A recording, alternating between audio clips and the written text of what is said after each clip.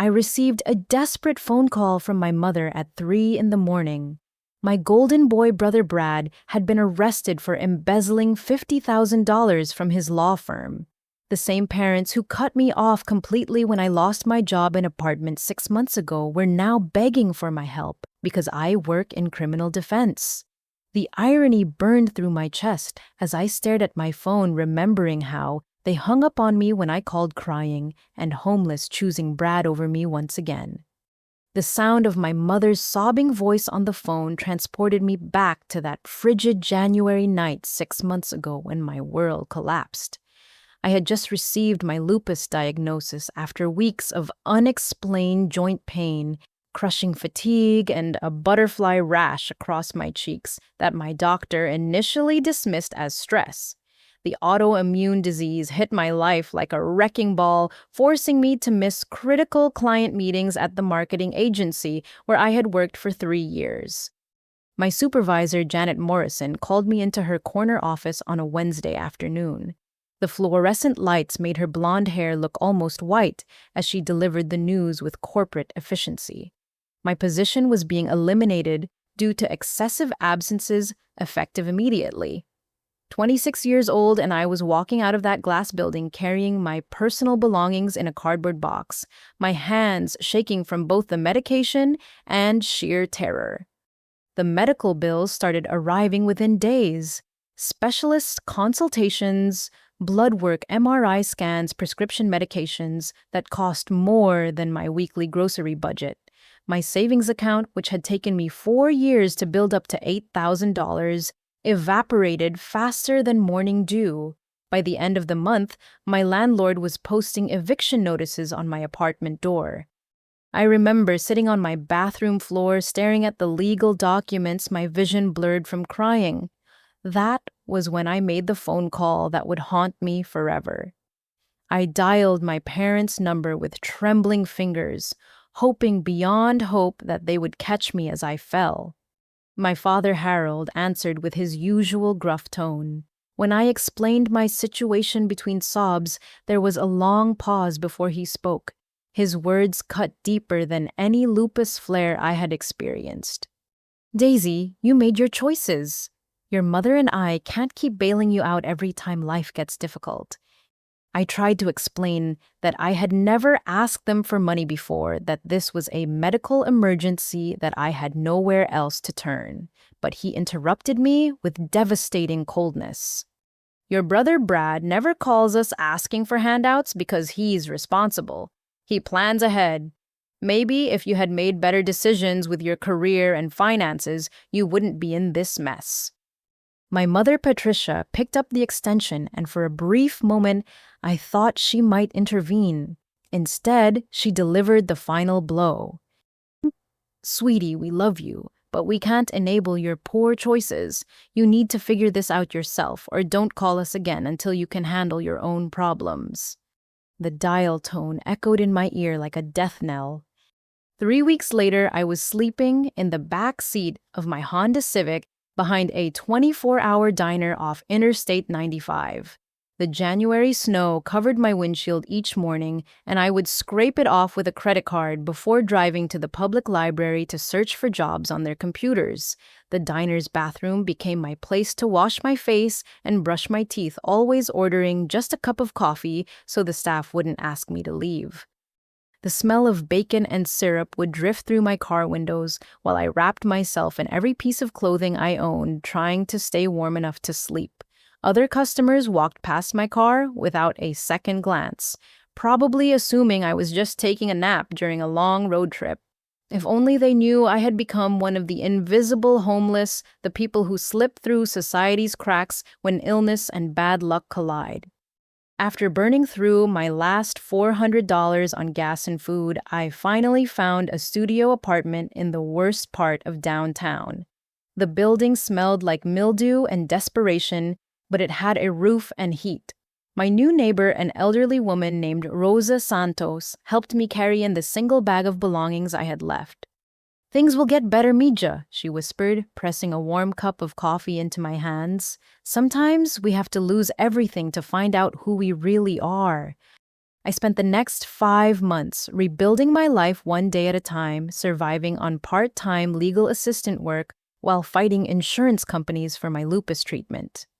Every morning, I looked in the bathroom mirror and promised myself I would never be that vulnerable again.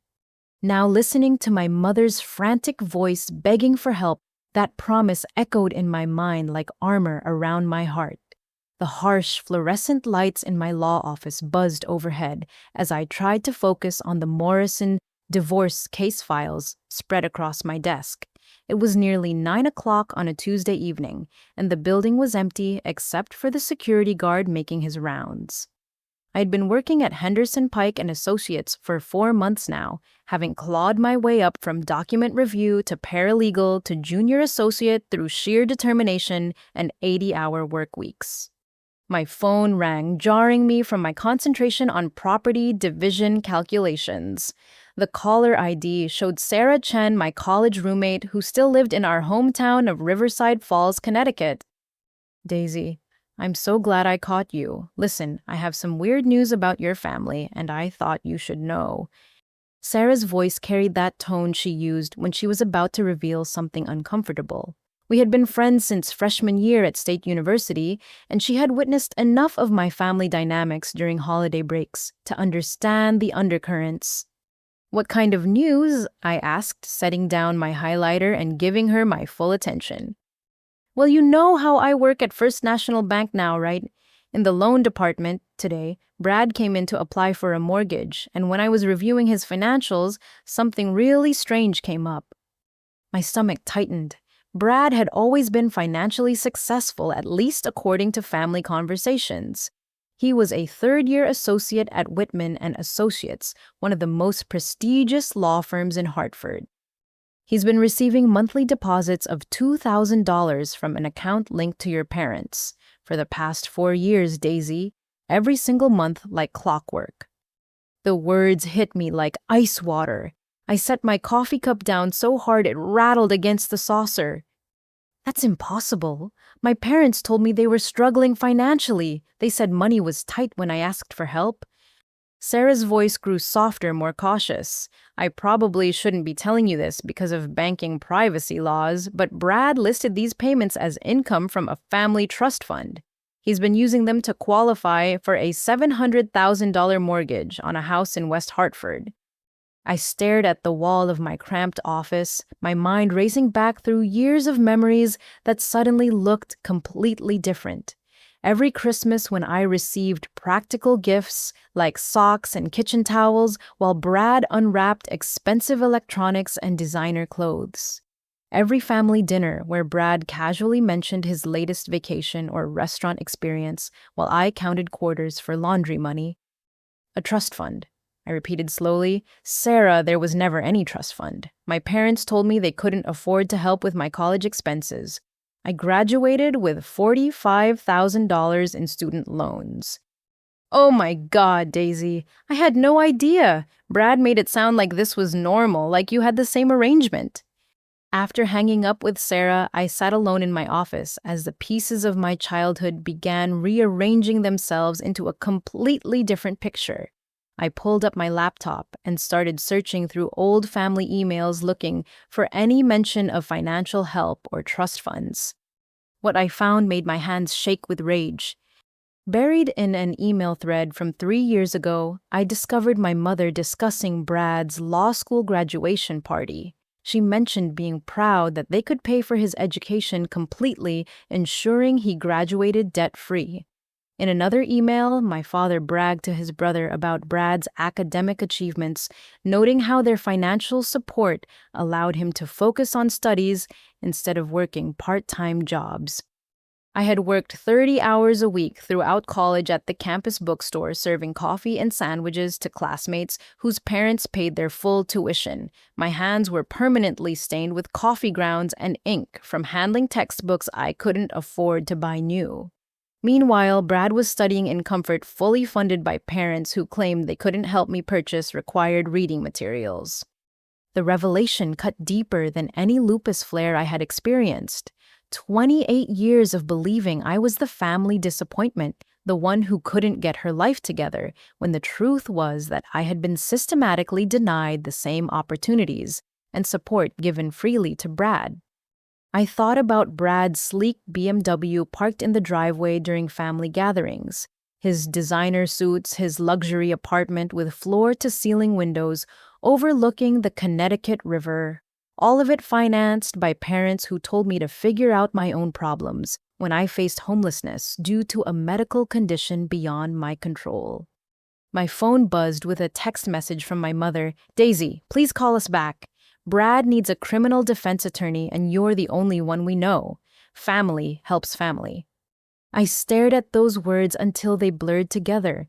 Family helps family. The hypocrisy was breathtaking in its audacity. For the first time in 6 months, I laughed out loud, but it wasn't a sound of joy. It was the bitter laughter of someone who had finally seen through a lifetime of carefully constructed lies. The next morning, I arrived at the office early and immediately began researching Brad's arrest through legal databases and courthouse records. As a criminal defense paralegal, I had access to Connecticut's judicial system files, and what I discovered made my coffee turn cold in my cup. This wasn't Brad's first encounter with law enforcement. 2 years ago, he had been arrested for driving under the influence after crashing his BMW into a residential mailbox on Elm Street in West Hartford. The accident report showed he had fled the scene initially, only returning when police traced his license plate. His blood alcohol content was 0.12, well above the legal limit of 0.08. But here was the shocking part: the charges had been completely expunged from his record, not reduced, not bargained down, completely erased as if they had never happened. I scrolled through the sealed court documents, my legal training helping me piece together what had occurred. Brad's defense attorney was Marcus Stone, one of the most expensive criminal lawyers in Connecticut. His retainer alone was $15,000. With total fees reaching nearly $30,000 for a case that should have been straightforward. The timeline suddenly made sense. 2 years ago, during summer of 2021, Brad had mysteriously become unavailable for family gatherings. My parents told everyone he was studying abroad in London, pursuing international law specialization. I remembered feeling jealous that he could afford such an expensive educational opportunity. Now I understood the truth. There was no study abroad program. Brad had been dealing with criminal charges, and my parents had spent enormous amounts of money to make the problem disappear. They had even crafted an elaborate cover story to protect his reputation with extended family. I pulled up old family photos from that summer on social media. Sure enough, every family barbecue, wedding, and anniversary celebration showed a notable absence. My cousin Jennifer's wedding in July, Uncle Robert's retirement party in August, Grandma Helen's 80th birthday in September. Brad missed them all, and I had been quietly uninvited to several events. At the time, my parents explained that guest lists were tight and they were trying to save money. I had felt hurt, but accepted their reasoning. Now I realized they were managing a complex web of lies to prevent family members from asking questions about Brad's absence. I found the receipts in my father's email account, which he had inadvertently copied me on during a family vacation planning thread. Legal fees, court costs, administrative expenses for record expungement. The total amount my parents spent cleaning up Brad's drunk driving incident was $28,700. That was more than half my annual salary at the time. While I was eating ramen noodles for dinner and shopping at thrift stores, my parents were quietly liquidating investments to pay for Brad's criminal defense. While they told me money was tight and they couldn't help with my student loan payments, they were spending enough money to buy a new car and making sure their golden boy's mistake wouldn't affect his career prospects. The most devastating detail was in an email exchange between my parents about the expungement process. My father wrote, "We can't let this ruin everything we've invested in Brad's future. One mistake shouldn't destroy 25 years of good parenting." My mother replied, "I agree completely. This family has a reputation to maintain. We'll do whatever it takes to protect Brad's career and our family name." I stared at that email thread until my vision blurred. 25 years of good parenting, as if I didn't exist, as if my struggles with lupus, unemployment, and homelessness were simply unfortunate background noise that didn't warrant the same protection and investment. I picked up my phone and dialed the Hartford Police Department's Records Division. Using my legal credentials, I requested any other incident reports involving Bradford Morrison Hayes within the past 5 years. What I learned during that 20-minute phone call changed everything I thought I knew about my family's golden boy. There had been 3 noise complaints filed against Brad's apartment complex for parties that disturbed neighbors, 2 reports of public intoxication near downtown Hartford bars, 1 incident involving a heated argument with a parking enforcement officer that resulted in a verbal warning for disorderly conduct. None of these incidents had resulted in charges, but they painted a picture of someone with poor impulse control and a pattern of believing rules didn't apply to him. My parents' financial enablement hadn't just covered up one mistake. It had allowed Brad to continue making increasingly poor decisions without experiencing natural consequences. As I hung up the phone, I realized my parents hadn't just failed me during my crisis. They had actively harmed Brad by preventing him from learning accountability. Their favoritism had created a monster who believed he could steal, lie, and manipulate his way out of any situation. The irony was almost laughable. In their desperate attempt to protect their perfect son, they had guaranteed his eventual spectacular fall. Janet Williams, my colleague, who specialized in white-collar criminal defense, knocked on my office door around lunchtime. Her usually cheerful demeanor was replaced by concern as she closed the door behind her and took a seat across from my desk. "Daisy, I heard about your family situation through the legal grapevine. I wanted to talk to you about your brother's case because I have some connections in the prosecutor's office." Janet and I had developed a good working relationship during my 4 months at the firm. She was 15 years older, a seasoned attorney who had seen every type of financial crime imaginable. Her expression told me this conversation wasn't going to be pleasant. "What did you hear?" I asked, setting aside the brief I was drafting. "Your brother isn't just facing embezzlement charges for $50,000. The investigation has uncovered systematic theft over approximately 2.5 years. The current total is approaching $200,000. The number hit me like a physical blow. I had been thinking in terms of a single bad decision, maybe a momentary lapse in judgment. $200,000 represented deliberate, sustained criminal behavior. How is that even possible? Don't law firms have financial controls? Janet pulled out a legal pad where she had written notes from her conversation with Assistant District Attorney Michael Rodriguez. Brad was clever about it. He created fake client accounts and billing systems for cases that didn't exist. He would generate invoices for legal work supposedly performed for these fictional clients, then deposit the payment checks into accounts he controlled. The firm's accounting department didn't catch it initially because the amounts seemed reasonable for individual cases.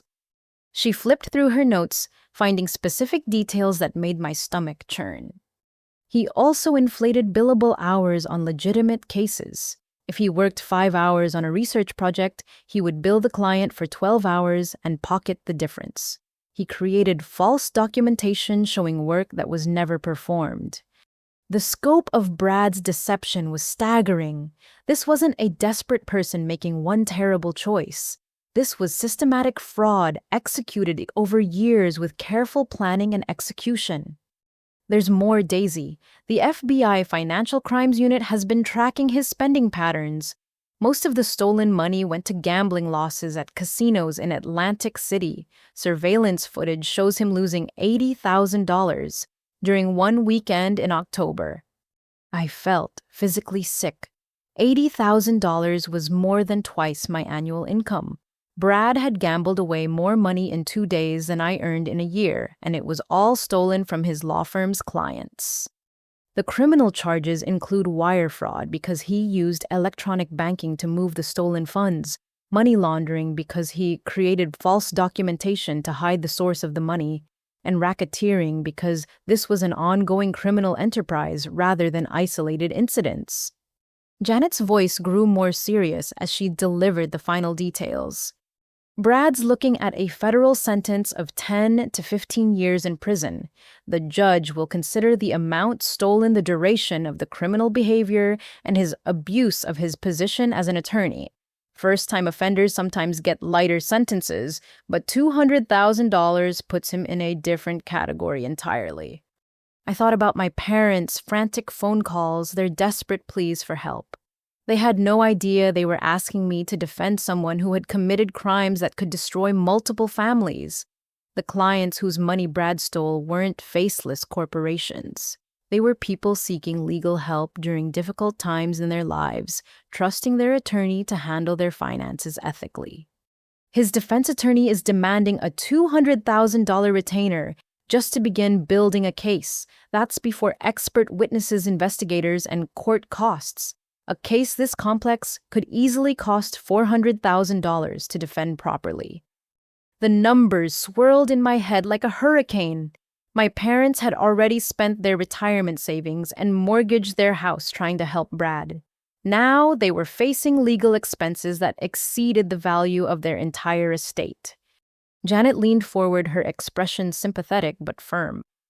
"Daisy, I need to ask you something important. Your parents called the firm this morning asking if you could consult on Brad's defense. I know you're in a difficult position, but you need to understand the ethical implications. If you get involved in this case, it could affect your career and our firm's reputation." I stared out the window at the Hartford skyline, watching afternoon shadows creep across the buildings. 6 months ago, I had been homeless and desperate. I had rebuilt my life through determination and hard work, earning respect in a competitive legal environment. Now my brother's criminal behavior threatened to destroy everything I had accomplished. "What would you do, Janet, if this was your family?" She was quiet for a long moment before answering. "I would remember that enabling destructive behavior isn't the same thing as love. Sometimes the most caring thing you can do is let someone face the consequences of their choices. Your brother made hundreds of individual decisions to steal money and gamble it away. Those weren't mistakes, they were choices." As Janet left my office, I realized that my midnight phone call wasn't just about legal representation.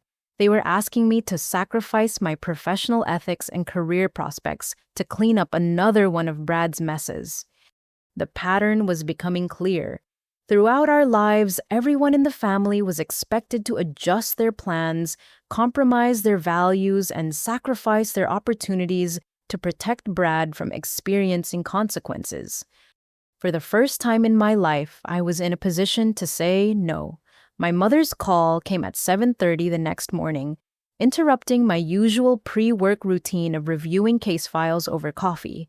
Patricia's voice was hoarse from crying, and I could hear my father's muffled shouting in the background. "Daisy, honey, we need to talk to you. Can you come over tonight? Please, we're desperate." Something in her tone made my chest tighten. This wasn't the manipulative guilt trip I expected. This was raw terror. "What's happened now, Mom?" "We've mortgaged the house, and your father's pension, and my grandmother's jewelry collection. We've liquidated everything, and it's still not enough." I set down my coffee cup, my hand trembling slightly. "How much money are we talking about?" $320,000 so far. We put the house up as collateral for Brad's bail bond, which was $200,000. Your father cashed out his entire pension early, which cost us $40,000 in tax penalties. I sold my inheritance jewelry for $80,000, including my grandmother's diamond ring that was supposed to go to you someday. The numbers felt surreal. My parents had spent more money protecting Brad than most people earn in 5 years.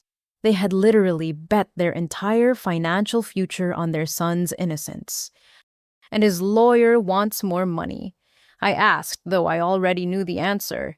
Brad's attorney Jonathan Sterling says he needs another $150,000 for expert witnesses and private investigators. He claims the prosecution's case has holes, but he needs financial analysts and character witnesses to prove Brad's innocence. My father's voice became clear as he apparently took the phone from my mother. Daisy, we're looking at bankruptcy if we can't find more money. Our house payment increased by $1,800 per month because of the second mortgage. My pension was our retirement plan, and now we have nothing left for our old age. I felt a strange mixture of sympathy and anger. These were my parents, the people who were supposed to love and protect me, yet they had destroyed their financial security to enable my brother's criminal behavior while refusing to help me when I faced homelessness due to illness. "Have you told the rest of the family what's happening?" I asked. There was a long pause before my mother answered.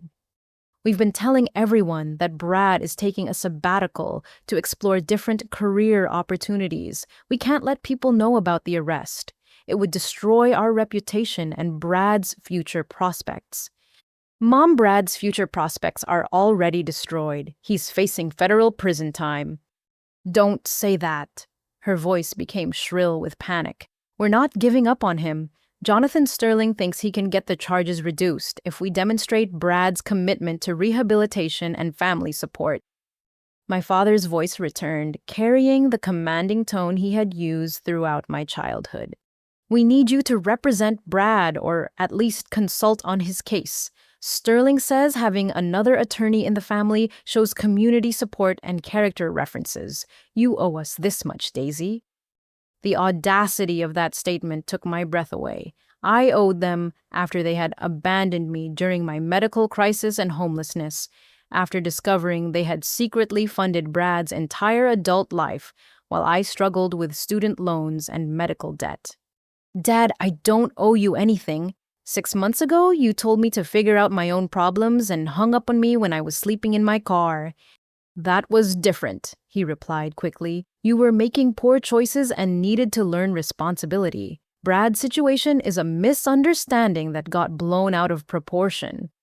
I almost laughed at the denial. $200,000 in systematic theft was a misunderstanding. Gambling addiction that destroyed other people's money was blown out of proportion. "Mom, Dad, I need you to listen to me very carefully. Brad committed serious federal crimes over multiple years. This isn't a misunderstanding or a youthful mistake. He stole money from people who trusted him, and he gambled it away in Atlantic City.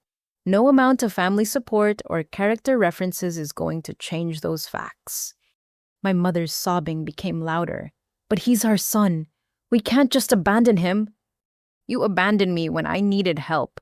Why is Brad different?" The silence on the other end of the phone stretched for nearly 30 seconds. When my father finally spoke, his voice carried a coldness I remembered from childhood. "Brad has always been the responsible one. He's made one mistake, and we're not going to let it ruin his life. You've made mistakes your whole life, and we've watched you struggle because that's how people learn. This is different." I hung up the phone before I said something I would regret. My hands were shaking with rage at the casual cruelty of his words, the way he dismissed my medical condition and subsequent homelessness as character flaws while portraying Brad's systematic criminal behavior as a single mistake. That evening, I drove to my parents' house in Riverside Falls for what I suspected would be our final conversation as a family. The neighborhood looked the same as it had throughout my childhood, with manicured lawns and 2-story colonial homes that represented suburban success and stability. But walking through my childhood home felt like touring a museum of denial. Family photos still dominated the mantelpiece, with Brad's law school graduation prominently displayed next to his college football pictures. My own college graduation photo was smaller, tucked behind a lamp where it was barely visible. My parents looked like they had aged 5 years in the past week. My father's hair had more gray, and my mother's face was puffy from crying. They sat on the living room couch like defendants awaiting sentencing. We've been thinking about this all day, Andre, my mother began. We know you're angry about how we handled your situation last year and we're sorry, but Brad needs our help right now and family has to stick together during crises. I looked around the room that had been the center of my childhood, remembering Christmas mornings and birthday celebrations that had always seemed to revolve around Brad's achievements and happiness. Even now, facing financial ruin because of his crimes, they couldn't imagine prioritizing anything over protecting him. "You're not sorry about how you treated me," I said calmly. "You're sorry that you need my help now. If Brad's case gets resolved tomorrow, you'll go back to ignoring me and funding his lifestyle." My father stood up, his face flushed with anger. "That's not fair, Daisy. We've always loved both of you equally." "Equally, Dad. You've given Brad $2,000 every month for 4 years while I worked 3 jobs to pay for college. You spent $30,000 making his drunk driving charges disappear while telling me you couldn't afford to help with my student loans. You've liquidated your entire retirement to pay for his criminal defense while you hung up on me when I was homeless." The facts hung in the air like accusations that couldn't be denied or explained away. For the first time in my life, I had stated the truth about our family dynamics without apology or qualification. My mother's response revealed everything I needed to know about their priorities. "Brad's situation affects the whole family's reputation. Your problems were private." I stood up to leave, finally understanding that this conversation was pointless. They would never see Brad's criminal behavior as worse than my medical condition. They would never acknowledge that their favoritism had enabled his sense of entitlement. They would sacrifice everything, including their relationship with me, to maintain their fantasy that Brad was still the golden child who deserved unlimited support. As I reached the front door, my father called out one final manipulation.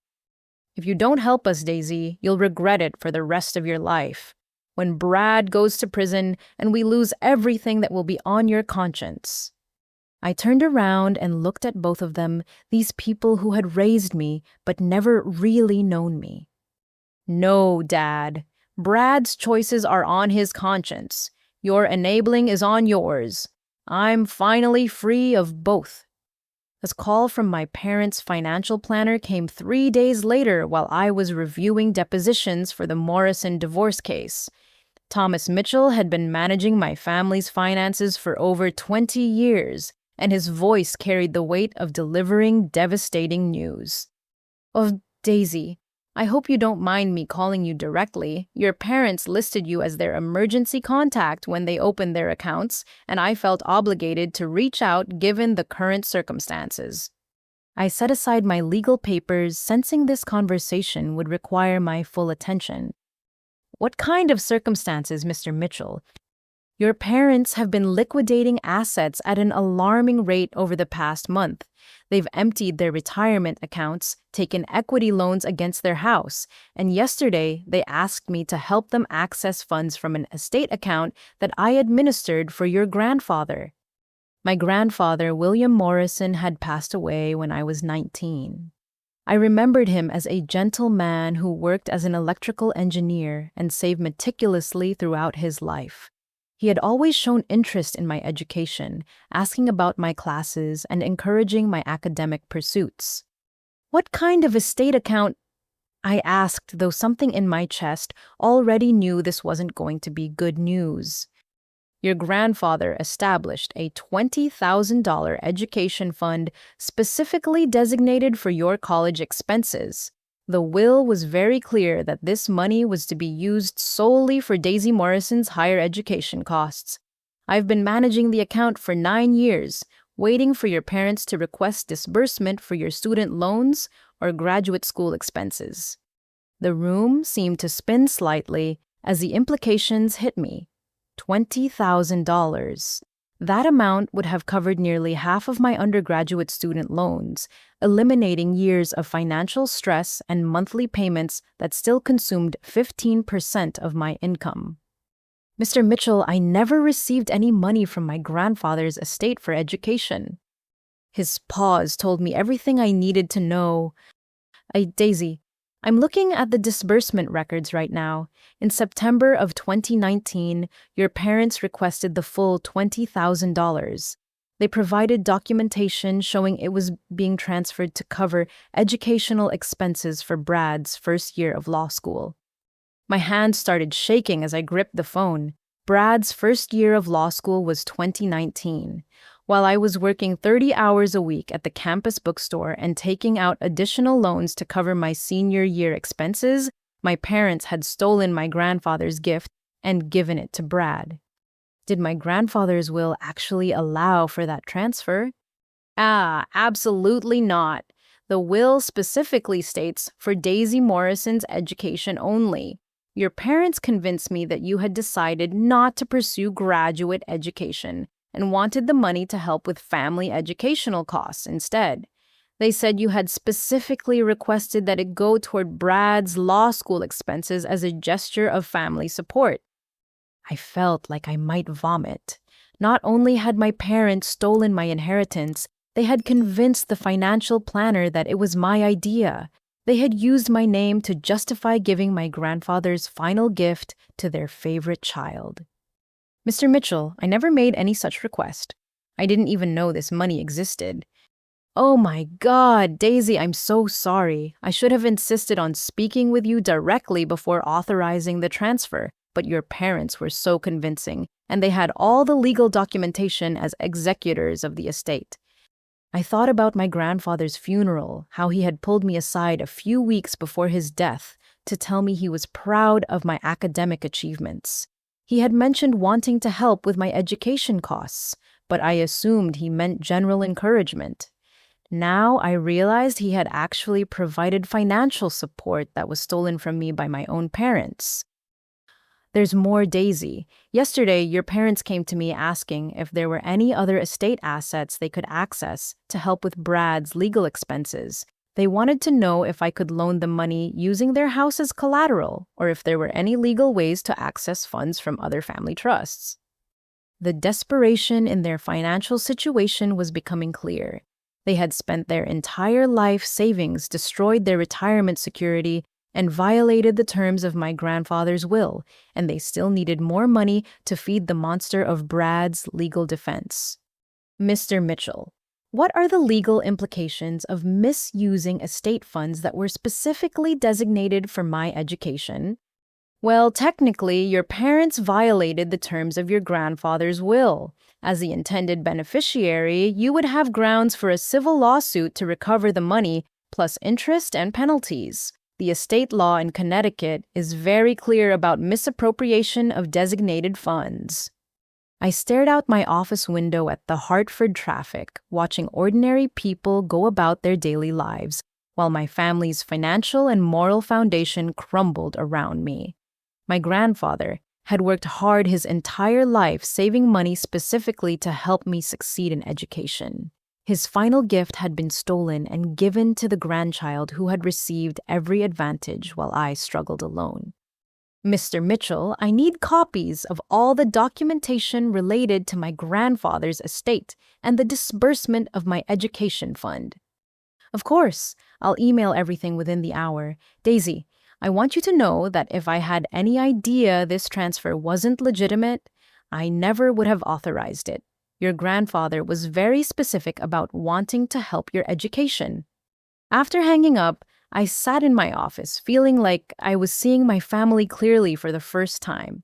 This wasn't just favoritism or poor judgment.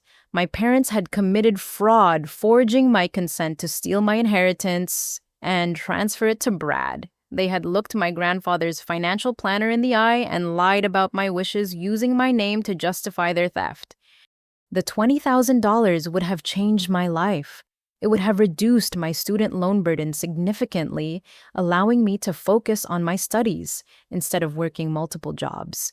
It would have provided financial stability during my lupus diagnosis and job loss. It might have prevented my homelessness entirely.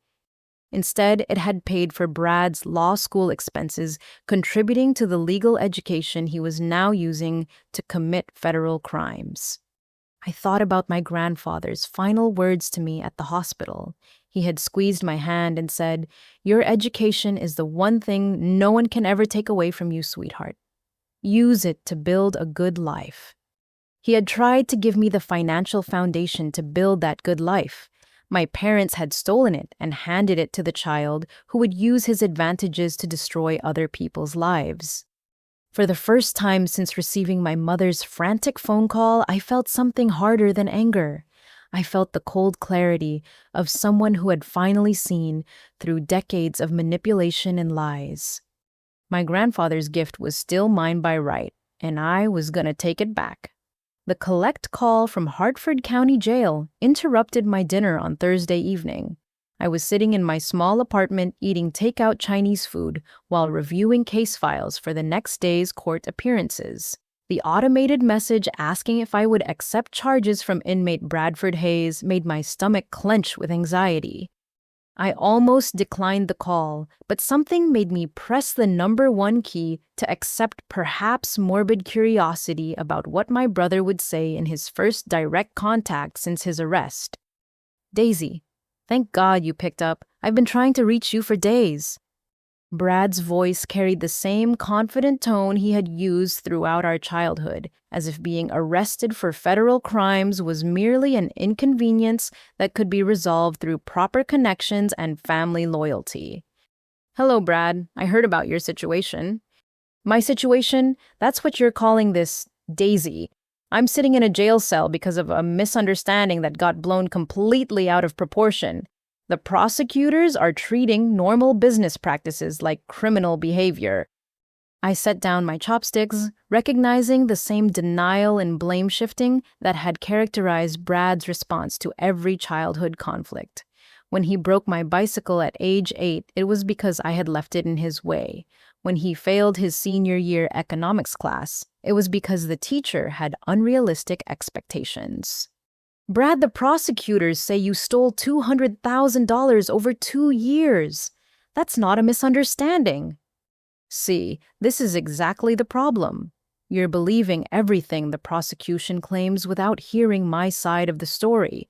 I made some accounting errors, yes, but criminal intent? Absolutely not. My law firm uses antiquated billing systems that make mistakes inevitable." His explanation sounded rehearsed, like he had been practicing this version of events for weeks. But I had read enough criminal case files to recognize deflection and rationalization when I heard it. "What about the gambling Brad? How do you explain losing $80,000 in Atlantic City if this was just accounting errors?" "Who told you about Atlantic City? Look, I admit I made some poor personal choices about recreational activities, but that's completely separate from the billing issues at work. People are trying to connect two unrelated situations to make me look worse than I am." The cognitive dissonance was stunning.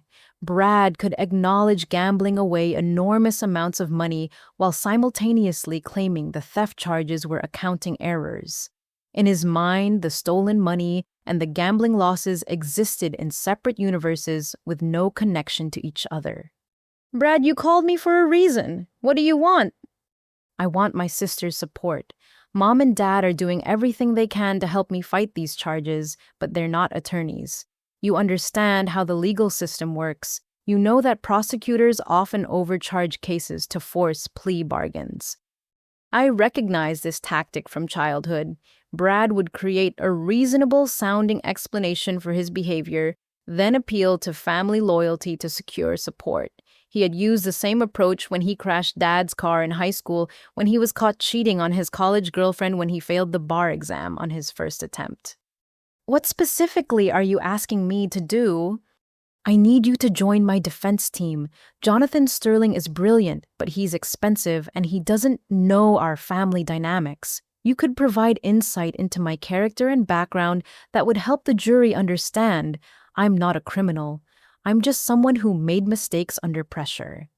The request was exactly what I had expected, but hearing it directly still felt like a slap. After years of family exclusion and financial abandonment, Brad now wanted to use my professional credentials to save himself from the consequences of his criminal behavior. Brad joining your defense team would create serious ethical conflicts for me. It could harm my career and my law firm's reputation. Your career! His voice turned sharp and cold, revealing the anger that lived beneath his charming facade. Daisy, we're talking about my life here. I could go to prison for 10 years. Your career concerns are pretty selfish considering what this family is going through. What this family is going through. Brad, you created this situation through years of criminal behavior. You're not the victim here. Criminal behavior. You sound like you've already decided I'm guilty. That's not very supportive for a sister. I recognized this manipulation immediately. Brad was trying to frame my refusal to help as a betrayal of family loyalty, making me the problem instead of addressing his criminal actions. It was the same dynamic that had operated throughout our childhood, where questioning Brad's behavior was treated as disloyalty rather than reasonable accountability. Brad, I've seen the evidence. The FBI has financial records, surveillance footage, and testimony from multiple witnesses. This isn't a case of prosecutorial overreach. Evidence can be interpreted different ways depending on the attorney's skill level, but forget about the legal technicalities for a minute. We're family, Daisy. Blood is thicker than water. Mom and Dad have sacrificed everything to help me, and you're worried about ethical conflicts. The guilt trip was impressive in its audacity. Brad was actually criticizing me for having professional ethics while he faced federal prison for stealing money from clients. He was positioning family loyalty as more important than criminal justice, as if loving him required me to compromise my integrity. Blood might be thicker than water, Brad, but it's not thicker than justice. You stole money from people who trusted you. You know what, Daisy, I should have expected this. You've always been jealous of my success, and now you're using this situation to get revenge. When I beat these charges and rebuild my life, I'll remember who supported me and who abandoned me. The threat was subtle but clear. If I didn't help him, he would paint me as the disloyal sister who refused to support her family during a crisis. He would use my refusal to help as evidence of my character flaws, not his criminal behavior. Brad, I'm going to hang up now. I hope you use your time in jail to think seriously about the choices that brought you here. Wait, Daisy, don't hang up. Look, I know things have been complicated between us over the years. Maybe Mom and Dad didn't handle everything perfectly, but this is bigger than old family issues. If you don't help me fight these charges, people are going to think our entire family is dishonest. His final manipulation attempt was the most sophisticated. He was acknowledging past family problems while minimizing their significance, then threatening that my refusal to help would damage our collective reputation. In Brad's worldview, my integrity was less important than maintaining family appearances. Goodbye, Brad. I hung up the phone and sat in my quiet apartment, processing the conversation that had revealed everything I needed to know about my brother's character. Even facing federal prison, Brad couldn't take responsibility for his actions. He blamed prosecutors, antiquated billing systems, work pressure, and family dynamics. Everyone and everything except himself. The most telling moment had been his threat about remembering who supported him and who abandoned him. Brad didn't want legal assistance or emotional support. He wanted accomplices who would help him avoid consequences and maintain his victim narrative. For the first time in my life, I felt grateful that our parents' favoritism had excluded me from Brad's inner circle. If I had been closer to him, I might have been drawn into enabling his criminal behavior just like they had.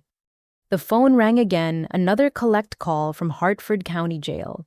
This time, I declined to accept the charges. Friday afternoon brought an unexpected call from my Aunt Margaret, my father's older sister who lived in Boston. Margaret had always been the most perceptive member of our extended family, with a sharp wit and little patience for nonsense. We hadn't spoken since Christmas 2 years ago, when family tensions had made holiday gatherings uncomfortable. Daisy, sweetheart, I'm calling, because I heard some disturbing rumors about Brad, and I want to know what's really happening. I was surprised by the directness of her approach. My parents had been telling family members that Brad was taking a career sabbatical, carefully managing information to protect his reputation. What kind of rumors, Aunt Margaret? My neighbor's daughter works at the Hartford courthouse, and she mentioned seeing Brad's name on federal criminal dockets. When I called your parents asking about it, they gave me some nonsense story about him exploring different career opportunities. But I know evasion when I hear it. I felt a surge of relief that someone in our family was finally asking direct questions instead of accepting my parents' carefully constructed lies. Brad was arrested for embezzling money from his law firm. The charges are serious, and he's facing potential federal prison time. Jesus Christ, how much money are we talking about? Approximately $200,000 over 2.5 years, plus gambling losses in Atlantic City. There was a long pause before Margaret spoke again, her voice carrying a mixture of shock and something that sounded almost like recognition. Daisy, I need to tell you something that your parents probably don't know I've noticed. Over the past few years, several family members have been questioning Brad's lifestyle. His expenses never seemed to match his income level for a junior associate attorney. This was the first time any family member had acknowledged noticing discrepancies in Brad's financial situation. I had assumed everyone accepted his success at face value. What did people notice? His BMW was a $60,000 car. His apartment rent in West Hartford was over $3,000 per month. He was taking expensive vacations to Europe and the Caribbean multiple times per year. Your cousin Jennifer did the math and figured his lifestyle required at least twice what entry-level lawyers typically earn. I thought about family gatherings where Brad would casually mention his latest trip to Italy or his new designer watch, while I carefully budgeted every dollar and drove a 10-year-old Honda Civic. Why didn't anyone say anything? Your parents shut down any questions very quickly. When your Uncle Robert asked Brad about his travel expenses at Thanksgiving 2 years ago, your father pulled Robert aside and told him it was inappropriate to discuss personal finances. The message was clear: asking questions about Brad was off limits. Margaret's revelation exposed another layer of my parents' protective system. They hadn't just enabled Brad financially, they had trained extended family members not to scrutinize his lifestyle or ask logical questions about his income sources. Aunt Margaret, there's something else you should know. My parents cut me off completely 6 months ago when I lost my job due to lupus and faced homelessness. They told me to figure out my own problems while they were secretly giving Brad $2,000 every month. What, Daisy, honey? I had no idea you were dealing with health issues or financial problems. Why didn't you reach out to me or other family members? I assumed you all knew about my situation and chose not to help. My parents told me the family thought I was going through a difficult phase and needed to learn responsibility. That's absolutely not true. Your parents told us you were focusing on your career and preferred to handle things independently. They said you didn't want family interference in your personal life. Several of us wanted to reach out, but they convinced us you needed space. The scope of my parents' manipulation was becoming clear. They hadn't just denied me support, they had actively prevented other family members from offering help by creating a false narrative about my preferences and situation. I tried to invite you to Christmas dinner last year, Margaret continued, but your mother said you had already made plans with friends and didn't want to deal with family obligations during your transition period. I remembered that Christmas eating a frozen dinner alone in my studio apartment while struggling with lupus symptoms and financial stress. I had assumed my absence from family celebrations was punishment for my life problems. Instead, it was strategic isolation designed to prevent family members from seeing the contrast between Brad's prosperity and my struggles.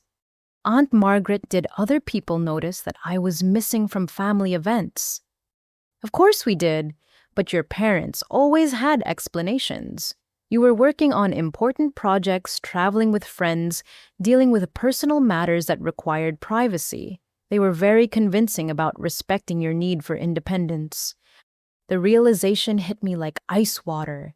My parents had been managing family perceptions for years, crafting narratives that portrayed me as choosing isolation, while Brad chose family connection. They had turned my absence into evidence of character flaws rather than the result of their financial favoritism. There's something else, Daisy. Your cousin Paul works in financial services in Hartford. He mentioned seeing Brad at high-stakes poker games in private clubs around the city. Paul was shocked because the buy-ins for those games were usually $5,000 to $10,000 per night. Another piece of the puzzle fell into place. Brad's gambling wasn't limited to Atlantic City casinos. He had been participating in illegal high-stakes gambling in Connecticut, using stolen money to fund lifestyle choices that required enormous cash flow. How long has Paul known about Brad's gambling? At least 2 years. He wanted to say something to your parents, but your father made it clear that family members shouldn't interfere in each other's business, unless specifically asked for advice.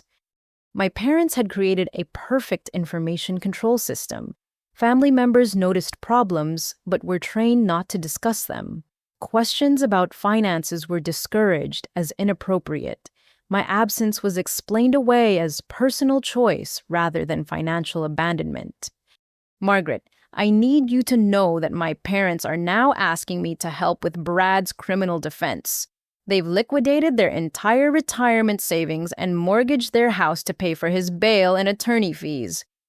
They've done what Harold's pension was their only retirement security. Patricia's grandmother's jewelry was supposed to go to you someday. All of it is gone, and they're asking me to compromise my professional ethics to help defend Brad, even though they refused to help me when I was homeless. Margaret's voice turned hard with anger. That is unacceptable. Your parents have enabled Brad's destructive behavior for years, and now they want you to sacrifice your career to clean up his mess. For the first time since this crisis began, I felt like someone in my family understood the moral complexity of the situation. Margaret could see that my parents' request wasn't about family loyalty. It was about continuing a pattern of sacrificing my well-being to protect Brad's interests. Daisy, I want you to know that several family members have been concerned about the favoritism in your family for years. We've watched your parents give Brad advantages while expecting you to be completely self-sufficient. It wasn't right then, and it's not right now. Why didn't anyone ever say anything directly? Your parents made it clear that family unity was more important than individual concerns. Questioning their parenting choices was treated as disloyalty. But watching this situation unfold, I think we should have spoken up sooner. Margaret's validation felt like sunlight after years of living in shadow. I wasn't crazy or selfish for noticing the differential treatment. Other family members had seen it too, but had been discouraged from acknowledging it openly. What should I do, Aunt Margaret? You should protect yourself and your career. Brad made his choices and your parents made theirs. You're not responsible for fixing problems that other people created through years of poor decisions. After hanging up with Margaret, I realized that my parents' manipulation had extended far beyond our immediate family. They had managed perceptions, controlled information, and discouraged accountability throughout our entire extended family system. But their control was finally breaking down. The truth about Brad's criminal behavior was too big to hide, and family members were starting to ask questions that couldn't be deflected with prepared explanations. For the first time in my adult life, I felt like I had allies who understood that family loyalty didn't require enabling destructive behavior. Monday morning brought devastating news that transformed Brad's criminal case from family crisis to potential federal investigation of our entire household. Janet Williams knocked on my office door with an expression that immediately told me this conversation would be worse than anything I had imagined. Daisy, I need to share some confidential information with you.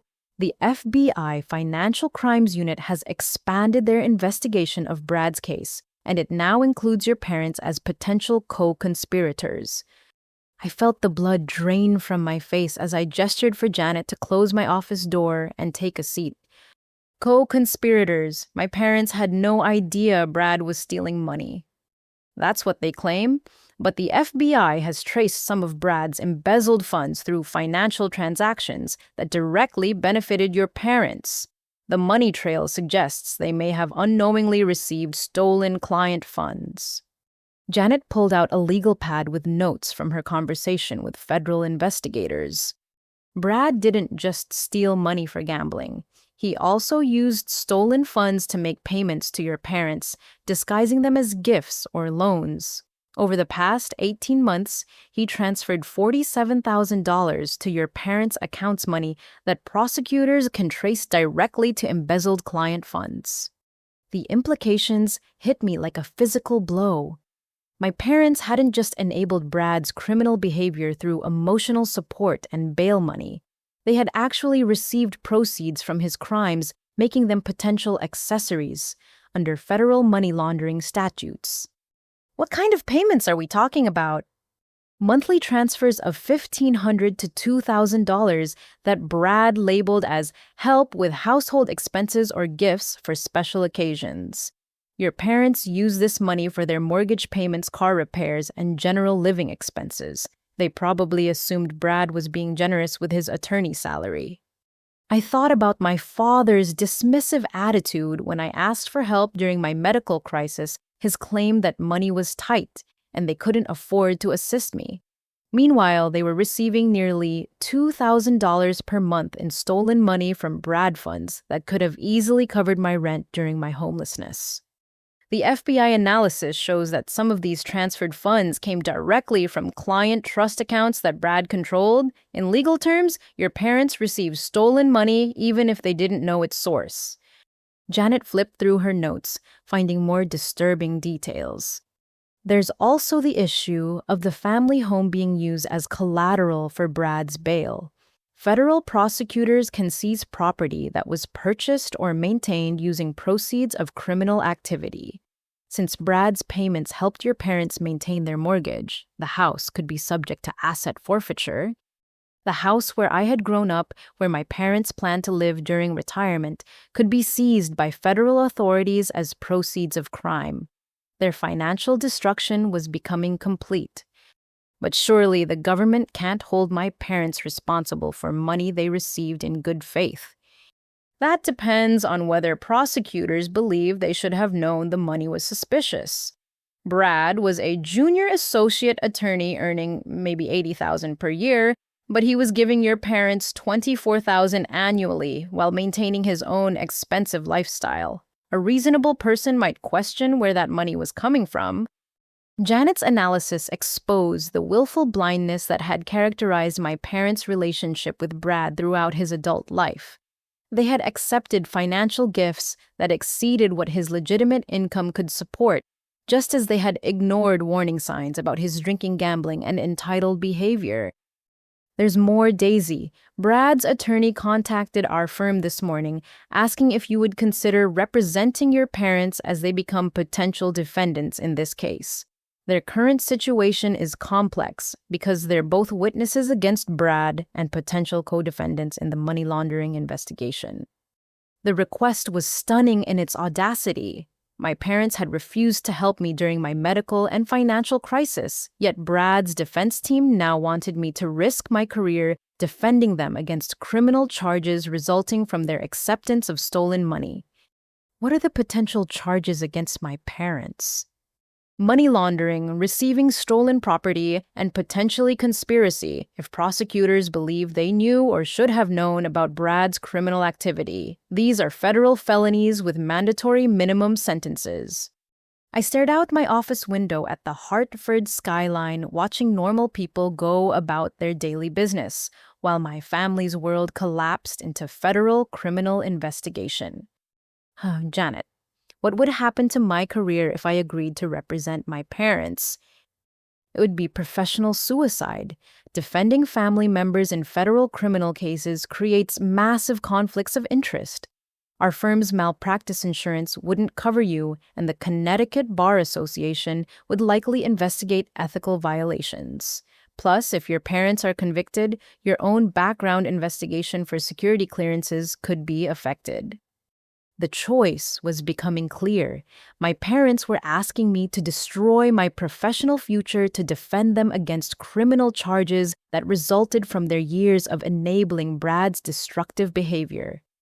There's one more thing you need to know, Janet continued. The federal prosecutor handling this case is Assistant U.S. Attorney Amanda Richardson. She has a reputation for aggressive prosecution of financial crimes, especially cases involving professional misconduct. She's not known for offering generous plea deals to defendants who claim ignorance. I thought about my parents sitting in their mortgaged house, probably still believing they could find a way to protect Brad and avoid consequences for their own actions. They had no idea that their loyal son had made them unwitting accessories to federal crimes. My phone buzzed with a text message from my mother. "Daisy, we need to meet tonight.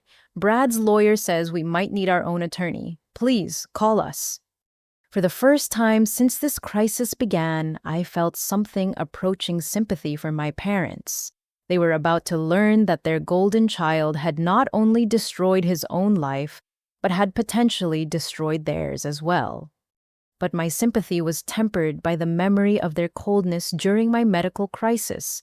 Their willingness to let me become homeless rather than provide the kind of financial support they gave Brad every month. They had made their choices. Now they would live with the consequences just as they had expected me to do when lupus destroyed my career and housing stability. The difference was that my struggles had been caused by an autoimmune disease beyond my control. Their legal troubles were the direct result of enabling criminal behavior for years, while willfully ignoring obvious warning signs. Justice, it seemed, had finally arrived for everyone in our family.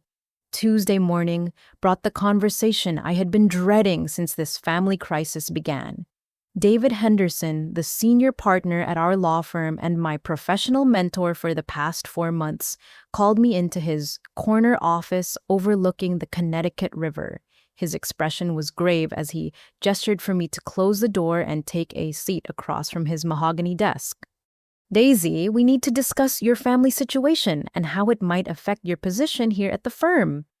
David had built Henderson Pike and Associates into one of Hartford's most respected criminal defense practices over 25 years. His reputation for ethical conduct and professional integrity was unquestioned in Connecticut legal circles. The fact that he was personally addressing my situation rather than delegating it to a junior partner told me how seriously the firm viewed potential problems. "I understand there are concerns about conflicts of interest," I began, but David raised his hand to stop me. "It's more complicated than simple conflicts of interest, Daisy.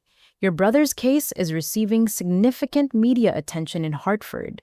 The Hartford Courant ran a front-page story yesterday about corruption in the legal profession using Brad's case as an example of attorney misconduct. Several clients have already called asking about our firm's connection to the case." My stomach dropped as I realized the scope of potential damage to the firm's reputation. Henderson Pike and Associates had spent decades building trust with clients who faced serious criminal charges. Any suggestion of corruption or conflict could drive away business that supported 15 attorneys and their families. "Our malpractice insurance carrier also contacted us yesterday," David continued. "They're concerned about potential liability if you participate in any aspect of your family's legal defense. Insurance companies are extremely risk-averse when it comes to family representation in federal criminal cases. I had not fully considered the insurance implications of my involvement in Brad's case. Legal malpractice policies typically excluded coverage for conflicts of interest, meaning the firm could face millions of dollars in uncovered liability if my representation created professional problems.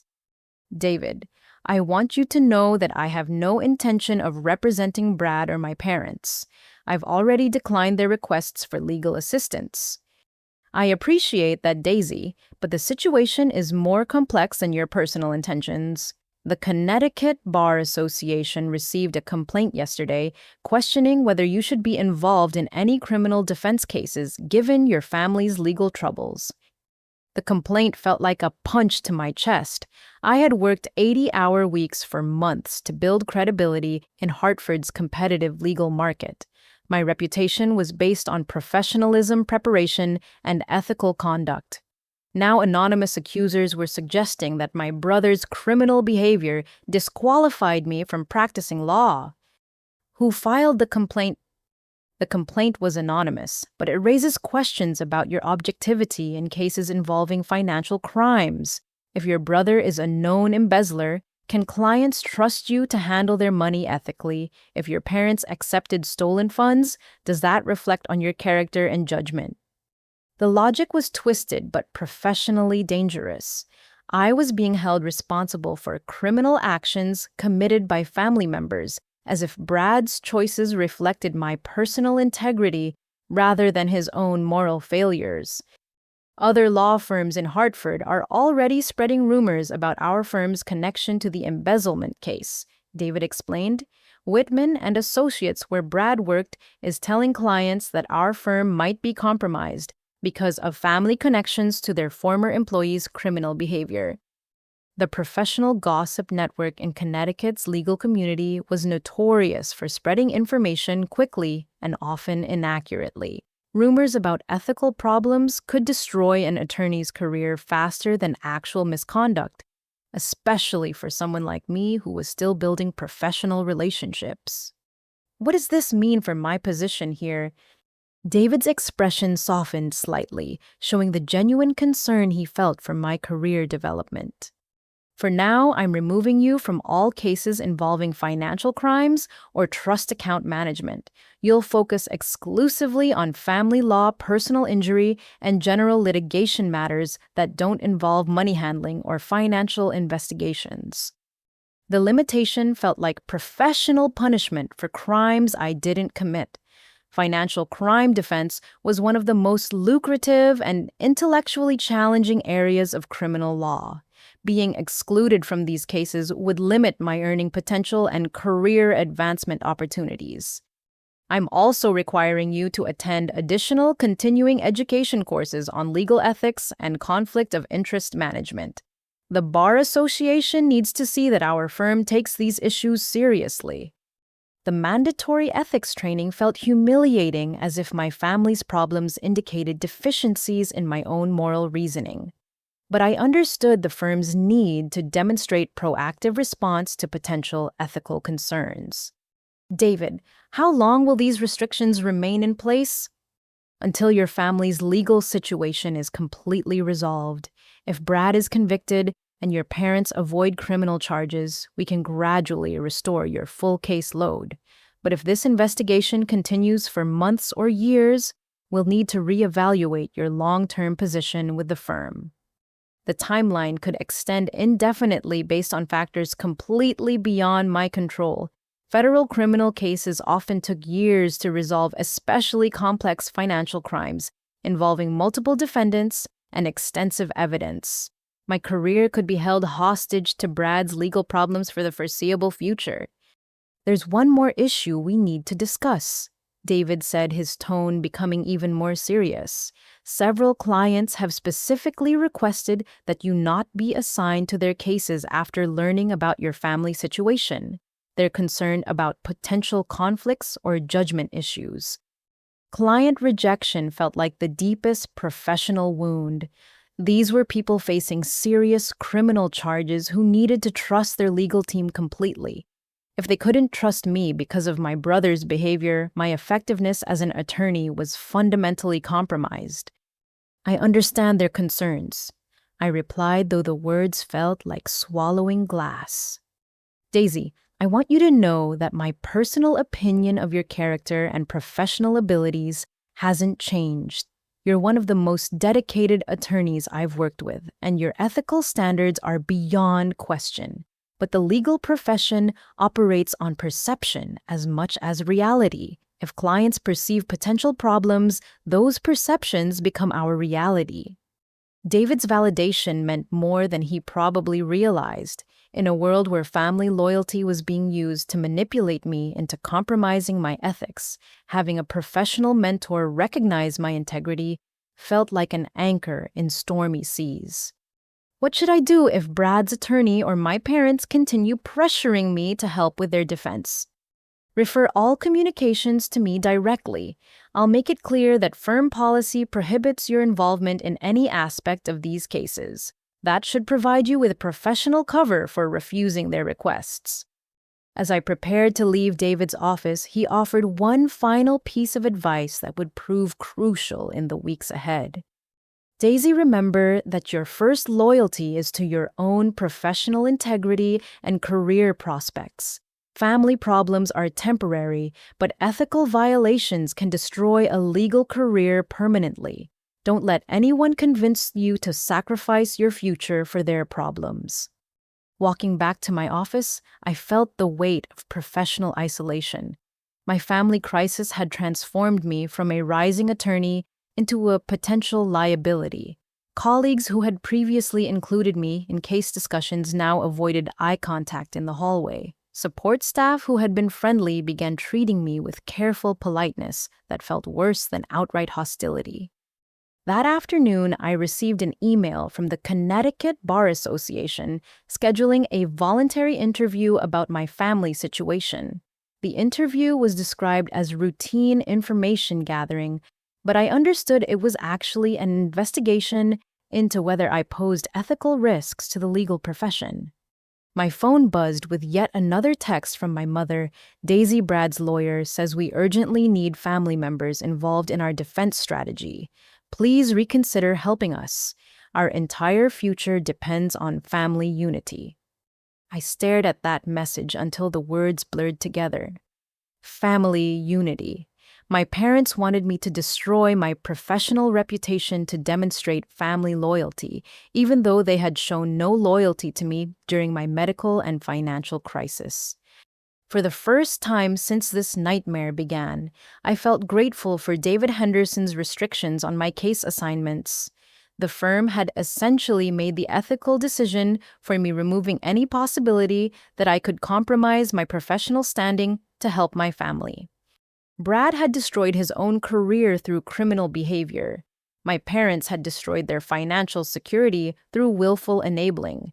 Now they wanted me to destroy my professional future to help them avoid the consequences of their choices. But I had learned something important during my months of homelessness and financial struggle. Survival sometimes requires saying no to people you love when they ask you to make destructive choices.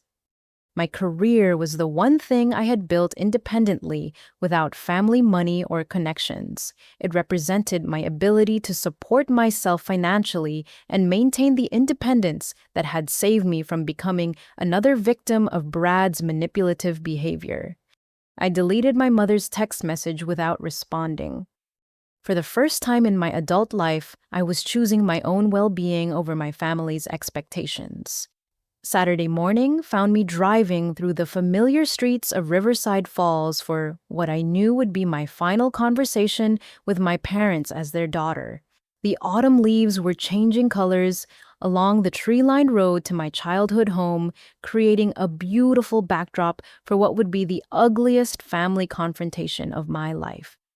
I parked behind my father's pickup truck and noticed several cardboard boxes stacked on the front porch. Through the living room window, I could see my parents moving frantically between rooms, packing belongings with the desperate efficiency of people preparing to lose everything they had worked for during 40 years of marriage. My mother answered the door before I could knock, her face puffy from crying and her hair unwashed for what looked like several days. Patricia had always prided herself on maintaining appearances, but the stress of potential federal prosecution had stripped away her careful facade. Daisy, thank God you're here. We need to talk about Brad's defense strategy. Jonathan Sterling thinks family testimony could make the difference between conviction and acquittal. I followed her into the living room where my father was wrapping framed photographs in newspaper. Harold looked like he had aged 10 years since Brad's arrest. His shoulders stooped with the weight of financial and legal pressure that threatened to destroy their retirement plans completely. Before we discuss anything, I said, taking a seat on the couch where we had held family meetings throughout my childhood, I need both of you to understand my position clearly. I will not be representing Brad or either of you in your legal proceedings. My law firm has prohibited my involvement, and I agree with their decision. My father stopped packing and turned to face me, his expression hardening with familiar anger. Your law firm, Daisy, we're your family. Your loyalty should be to blood relatives, not some corporate employer who will replace you the moment you become inconvenient. The irony of his words was breathtaking. Harold was lecturing me about family loyalty while sitting in a house that would soon be seized by federal authorities because he had enabled Brad's criminal behavior for years. Dad, my law firm is protecting my professional integrity, something you never taught me to value because you spent my entire childhood demonstrating that Brad's wants were more important than anyone else's needs. My mother intervened with the kind of desperate manipulation she had perfected during decades of managing family conflicts. Mewa, sweetie, I know you're angry about how we handled your situation last year. We made mistakes and we're sorry, but Brad's life is at stake here. If he goes to prison for 10 years, that's essentially a death sentence for someone with his potential. Her words revealed the depth of their delusion about Brad's character and the seriousness of his crimes. Even facing potential prosecution themselves, they still believed their golden child deserved special protection from consequences. Mom, Brad systematically stole $200,000 from clients who trusted him. He gambled away money that belonged to people seeking legal help during the worst moments of their lives. His potential is irrelevant compared to the damage he's caused. Harold's face flushed with the rage I remembered from childhood arguments when I had dared to question Brad's behavior or challenge family priorities. Damage he's caused. Daisy, your brother, made some accounting errors and developed a gambling problem under work pressure. He's not some career criminal. He's a young man who needs support and rehabilitation, not condemnation from his own sister. The minimization of Brad's crimes was stunning in its persistence.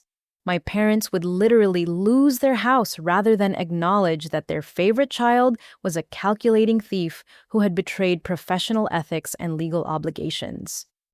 Base accounting errors. Dad, the FBI has surveillance footage of Brad in Atlantic City casinos losing $80,000 in a single weekend.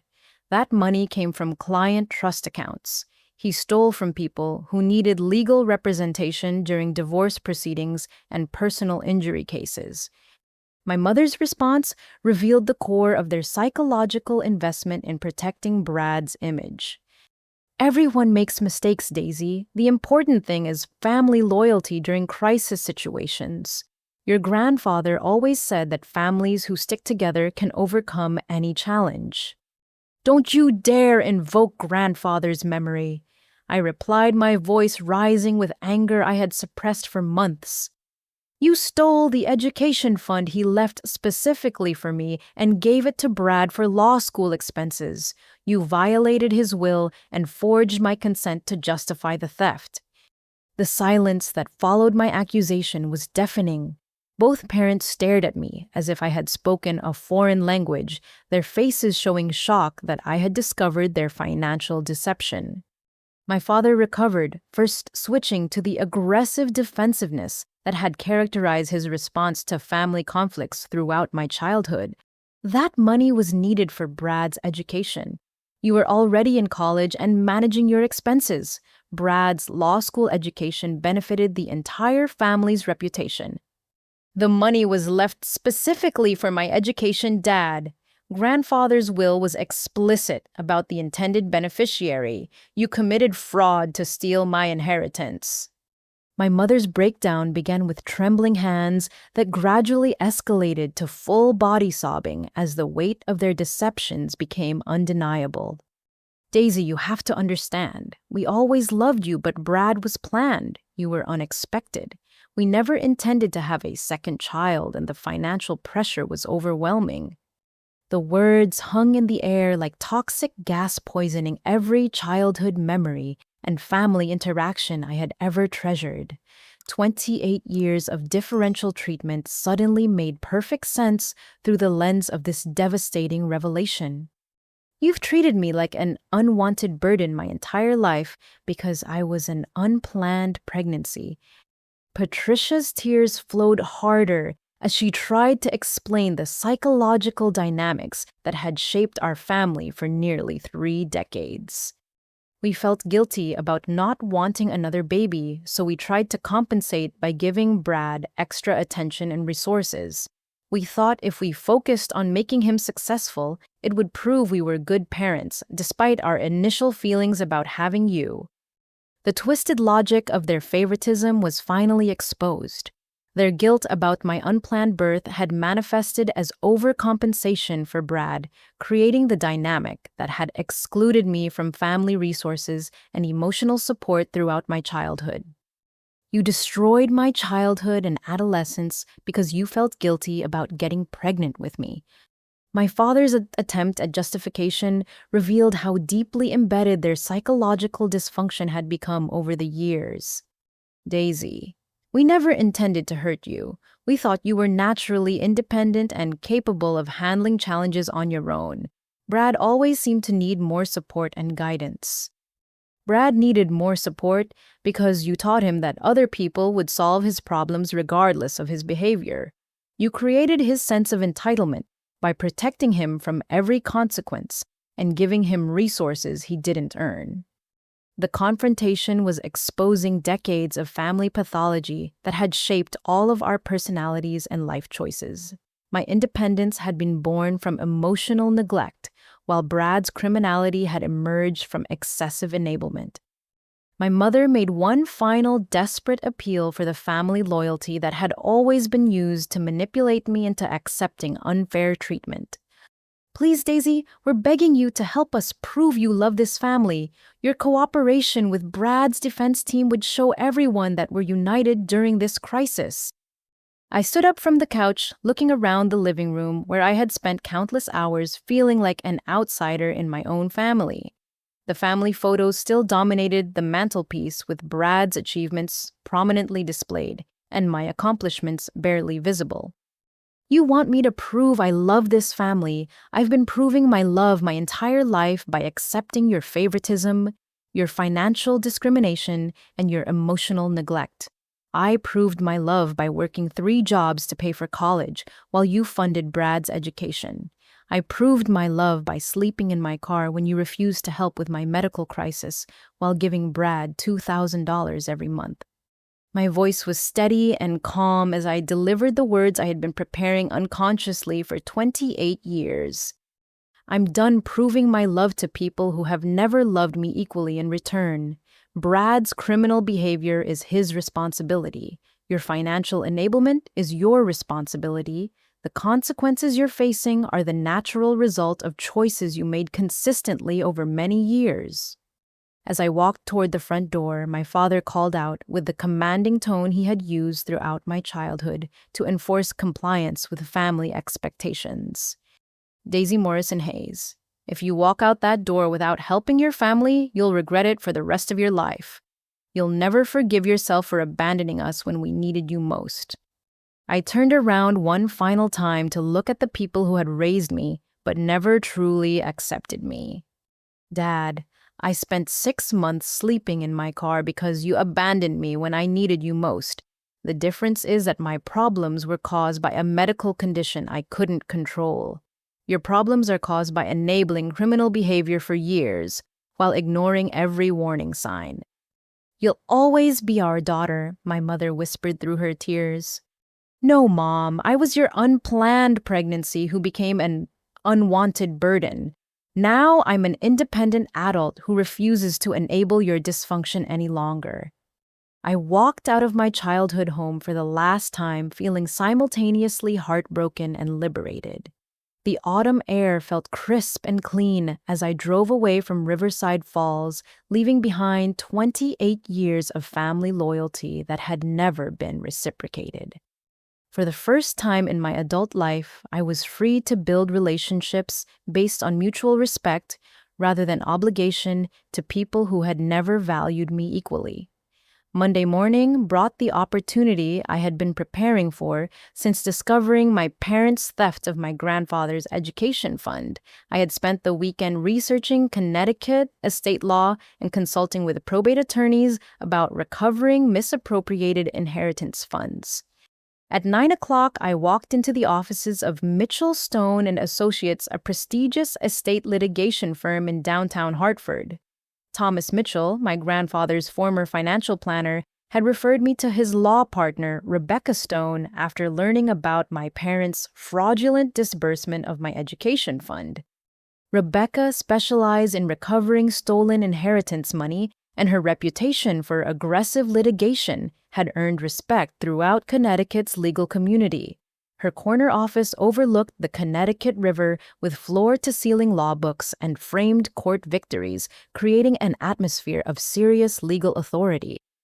Daisy Tom has filled me in on your family situation. I've reviewed all the documentation related to your grandfather's estate, and we have an excellent case for recovering your education fund plus interest and penalties. Rebecca spread the estate documents across her conference table, pointing to specific clauses in my grandfather's will that prohibited the transfer of my inheritance to other family members. Your grandfather's intentions were crystal clear.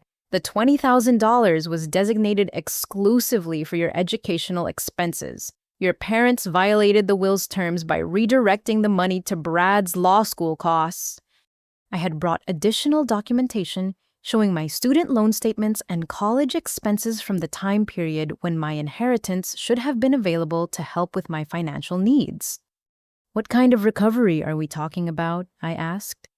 The original $20,000 plus 6% annual interest compounded over 9 years. That brings the total to approximately $34,000. We can also pursue penalties for breach of fiduciary duty and fraud, which could add another $15,000 to $20,000 in damages. The financial recovery would be significant, but Rebecca's next revelation was even more important for my overall strategy. I've also been in contact with the federal prosecutor handling Brad's criminal case. Assistant U.S. Attorney Amanda Richardson is very interested in cooperating with civil litigation that could help recover stolen assets for victim restitution. This was the connection I had been hoping to establish. My civil lawsuit against Brad for stealing my inheritance could provide information and leverage that would be valuable to federal prosecutors building their criminal case. How would that cooperation work? We can file a civil asset freeze against Brad's remaining property and bank accounts. This would prevent him from hiding or transferring assets while the criminal case proceeds. In exchange, the federal prosecutor would share financial information that could help us trace the misuse of your inheritance funds. Rebecca pulled out a legal brief she had already begun drafting for my case. We're also pursuing your parents as co-defendants for their role in the fraudulent transfer. Even if they claim ignorance about Brad's criminal behavior, they knowingly violated your grandfather's will by redirecting your inheritance without proper legal authority. The prospect of suing my parents felt emotionally complicated, but I understood it was necessary to recover money that belonged to me and to hold them accountable for their financial deception. What are the chances of actually collecting money from Brad given his legal situation? Brad still owns his apartment in West Hartford and has remaining balances in several bank accounts. His law firm is also pursuing civil action to recover stolen client funds, but inheritance theft would have priority as a pre-existing legal obligation. Rebecca's confidence was reassuring, but her next suggestion required significant moral courage. There's one more strategic option we should consider. The federal prosecutor is looking for family members willing to cooperate in Brad's criminal prosecution. Your testimony about family financial dynamics and Brad's pattern of entitlement could be valuable for establishing criminal intent. The idea of testifying against Brad in federal court felt like crossing a line that would permanently end any possibility of family reconciliation. But I realized that family reconciliation had never been possible because our relationships were built on my acceptance of unfair treatment. What kind of testimony would be helpful? Evidence that Brad knew his lifestyle exceeded his legitimate income. Information about family conversations where he discussed his gambling or financial pressures. Details about your parents' financial support that enabled his sense of entitlement. I thought about years of family gatherings where Brad had casually mentioned expensive purchases and vacations that should have been beyond his means. I remembered conversations where my parents praised his success without questioning how a junior associate could afford such luxurious lifestyle choices. I have information that could be helpful, I told Rebecca. There's also the matter of your parents' situation. The prosecutor is considering offering them immunity from criminal charges in exchange for their full cooperation against Brad, but the immunity deal would require character references from family members. This was the ultimate reversal of power in our family dynamic. My parents, who had refused to help me during my medical crisis, now needed my recommendation to avoid federal prosecution. Their freedom depended on my willingness to vouch for their character, despite their years of enabling Brad's criminal behavior. Oh, what would happen if I refused to provide character references? Your parents would likely face money laundering charges for accepting stolen funds. They could receive federal prison sentences of 5 to 10 years, and their house would definitely be seized as proceeds of crime. The choice was mine to make. I could help my parents avoid prosecution by cooperating with their legal defense, or I could let them face the full consequences of their decisions to enable Brad's criminality. Rebecca, I want to pursue the most aggressive legal strategy possible for recovering my inheritance and holding everyone accountable for their actions. File the civil lawsuit against Brad and my parents. Coordinate with federal prosecutors for asset recovery. And let my parents know that my cooperation with their criminal defense is contingent on their full admission of wrongdoing and commitment to changing their enabling behavior. Are you certain about this approach? Suing your parents while they face potential criminal charges will permanently damage your family relationships? I thought about my conversation with my parents on Saturday, their admission that I was an unwanted child who had been treated unfairly throughout my childhood because of their guilt and favoritism. My family relationships were permanently damaged years ago by their choices. I'm just finally acknowledging the reality of our dynamics, instead of pretending that family loyalty requires me to accept abuse. Rebecca began making notes for the legal filings we would submit within the next week. Daisy, this is going to be emotionally difficult. You're essentially declaring war on your entire immediate family to recover money and establish accountability. No, Rebecca. They declared war on me years ago by treating me as less valuable than Brad. I'm finally fighting back with equal weapons. As I left Rebecca's office, I felt a strange combination of grief and empowerment. I was choosing justice over family loyalty, accountability over enablement, and my own well-being over other people's comfort. For the first time in my adult life, I was using my legal knowledge and professional connections to protect my interests rather than sacrificing my needs for other people's problems. Brad had taught me that family relationships could be weaponized for personal advantage. My parents had taught me that love could be conditional on accepting unfair treatment. Now, I was using their own tactics against them, with the crucial difference that my actions were based on truth and justice rather than manipulation and favoritism. The war for my inheritance and dignity had officially begun. Wednesday afternoon brought the phone call that would completely reverse the power dynamics in my family's legal crisis. Assistant U.S. Attorney Amanda Richardson contacted me directly to discuss a cooperation agreement that would transform me from potential family savior into the person controlling everyone else's fate. Amanda's reputation preceded her throughout Connecticut's legal community.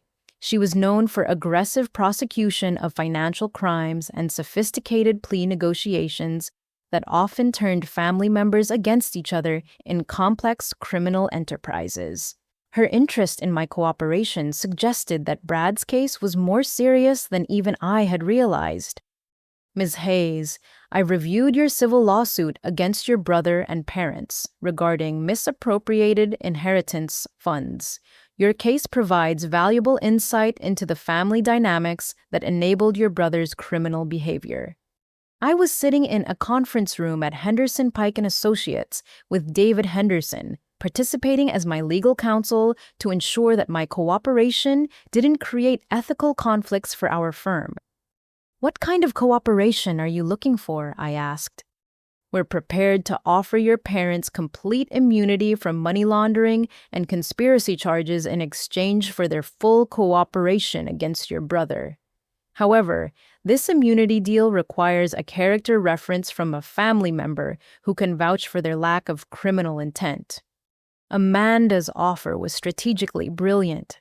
She was giving me the power to determine whether my parents faced federal prosecution, creating leverage I could use to demand accountability for years of unfair treatment. What would this character reference entail? A sworn statement attesting to your parents' character, their lack of knowledge about your brother's criminal activity, and their willingness to cooperate fully with our investigation. Your recommendation would carry significant weight given your professional standing and independence from their financial support. David Henderson leaned forward to address the ethical implications of my cooperation.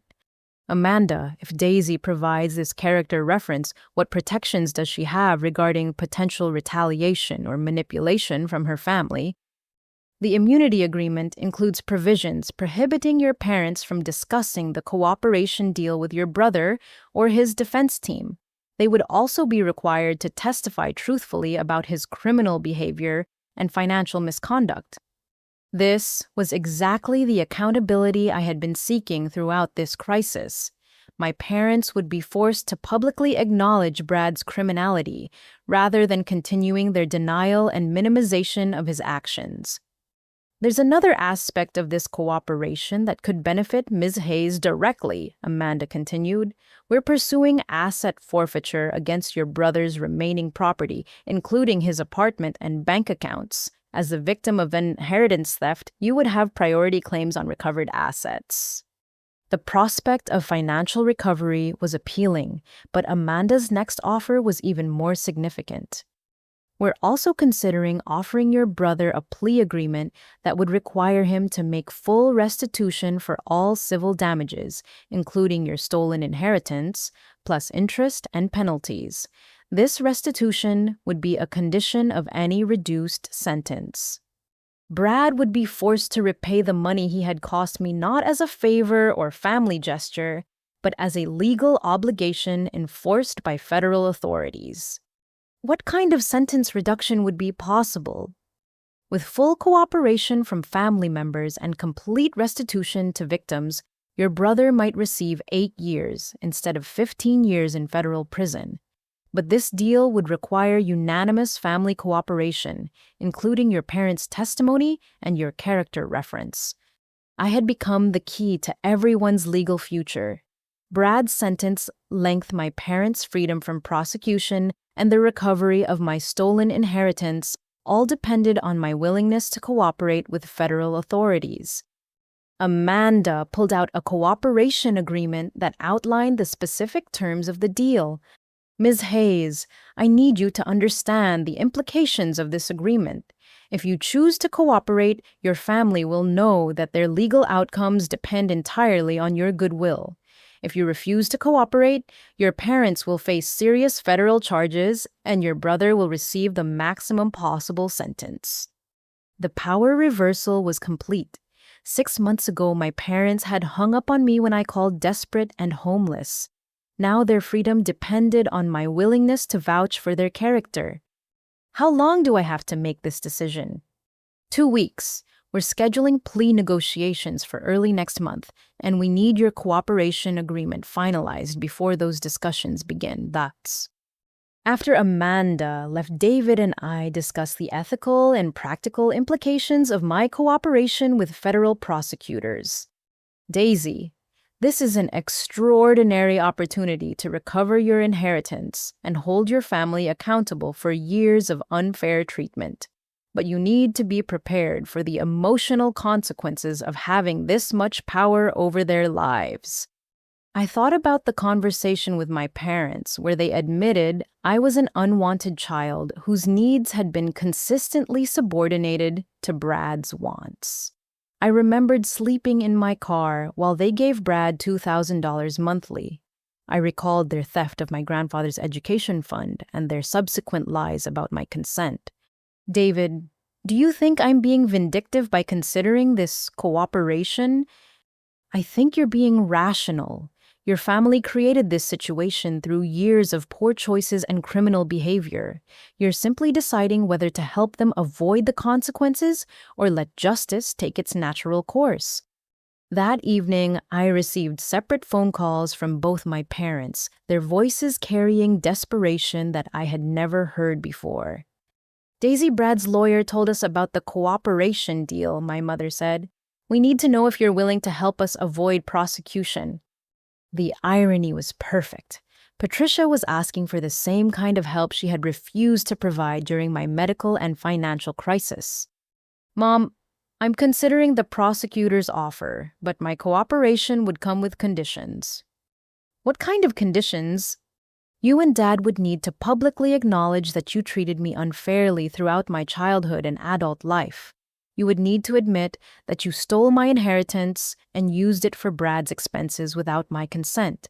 And you would need to commit to family therapy to address the psychological dynamics that created this crisis. My mother's silence lasted nearly 30 seconds before she responded. Daisy, those conditions are extremely difficult. Admitting mistakes publicly would be humiliating for our family's reputation. Your family's reputation has already been destroyed by Brad's criminal behavior and federal prosecution. I'm offering you a chance to rebuild relationships based on honesty and accountability rather than continued denial. My father took the phone, his voice carrying the commanding tone he had used throughout my childhood to enforce compliance. Daisy, you're in a position to help your family during the worst crisis we've ever faced. I hope you remember that blood is thicker than water. Dad, for 28 years you taught me that Brad's blood was thicker than mine. Now you want me to believe that family loyalty should override justice and accountability. We're your parents. We deserve your loyalty regardless of past mistakes. You deserve the same consideration you showed me when I was homeless and desperate, which was none. I hung up the phone and sat in my apartment, realizing that I finally had the power to demand the respect and accountability that had been denied throughout my childhood. Tomorrow, I would call Amanda Richardson and accept the cooperation agreement that would give me control over my family's legal fate. For the first time in my life, their well-being would depend on my generosity rather than my compliance. The tables had completely turned. 1 year after Brad's arrest, I sat in the federal courthouse in New Haven as Judge Patricia Williams delivered the sentence that would close this chapter of my family's destructive history.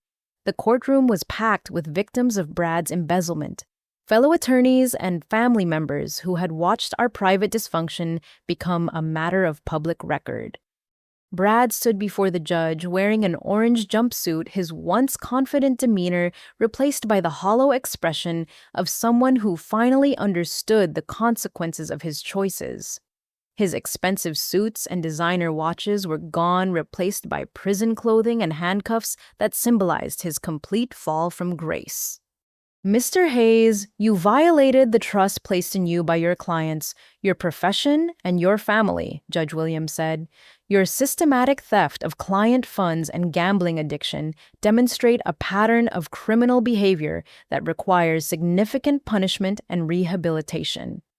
The final sentence was 8 years in federal prison, followed by 3 years of supervised release and restitution of $347,000 to victims, including the stolen client funds and my recovered inheritance with interest. I watched my parents sitting in the gallery behind Brad, their faces showing the exhaustion of people who had finally accepted reality after months of denial. The immunity deal they had accepted required their full cooperation with prosecutors, including testimony about Brad's financial irresponsibility and their own enabling behavior. During the sentencing hearing, my father had testified about giving Brad monthly payments for years without questioning his lifestyle expenses. My mother had admitted enabling his gambling addiction by providing money whenever he claimed to have financial emergencies. Their public testimony had been devastating but necessary for their immunity agreement and for the truth to finally emerge about our family's dysfunctional dynamics. As we left the courthouse, my parents approached me with expressions of uncertainty about how to interact with the daughter who had controlled their legal fate. "Daisy, we want to thank you for helping us avoid prosecution," my mother said quietly. "We know you could have let us face federal charges." Their gratitude felt strange after a lifetime of taking my loyalty for granted, but I had learned that accountability was more valuable than revenge, and that justice could coexist with mercy when people accepted responsibility for their actions. "You're welcome, Mom. I hope you've learned something from this experience about the consequences of enabling destructive behavior." My father nodded with the humility of someone who had lost his retirement savings and nearly faced federal prison because of his poor judgment. "We've started family therapy, like you requested.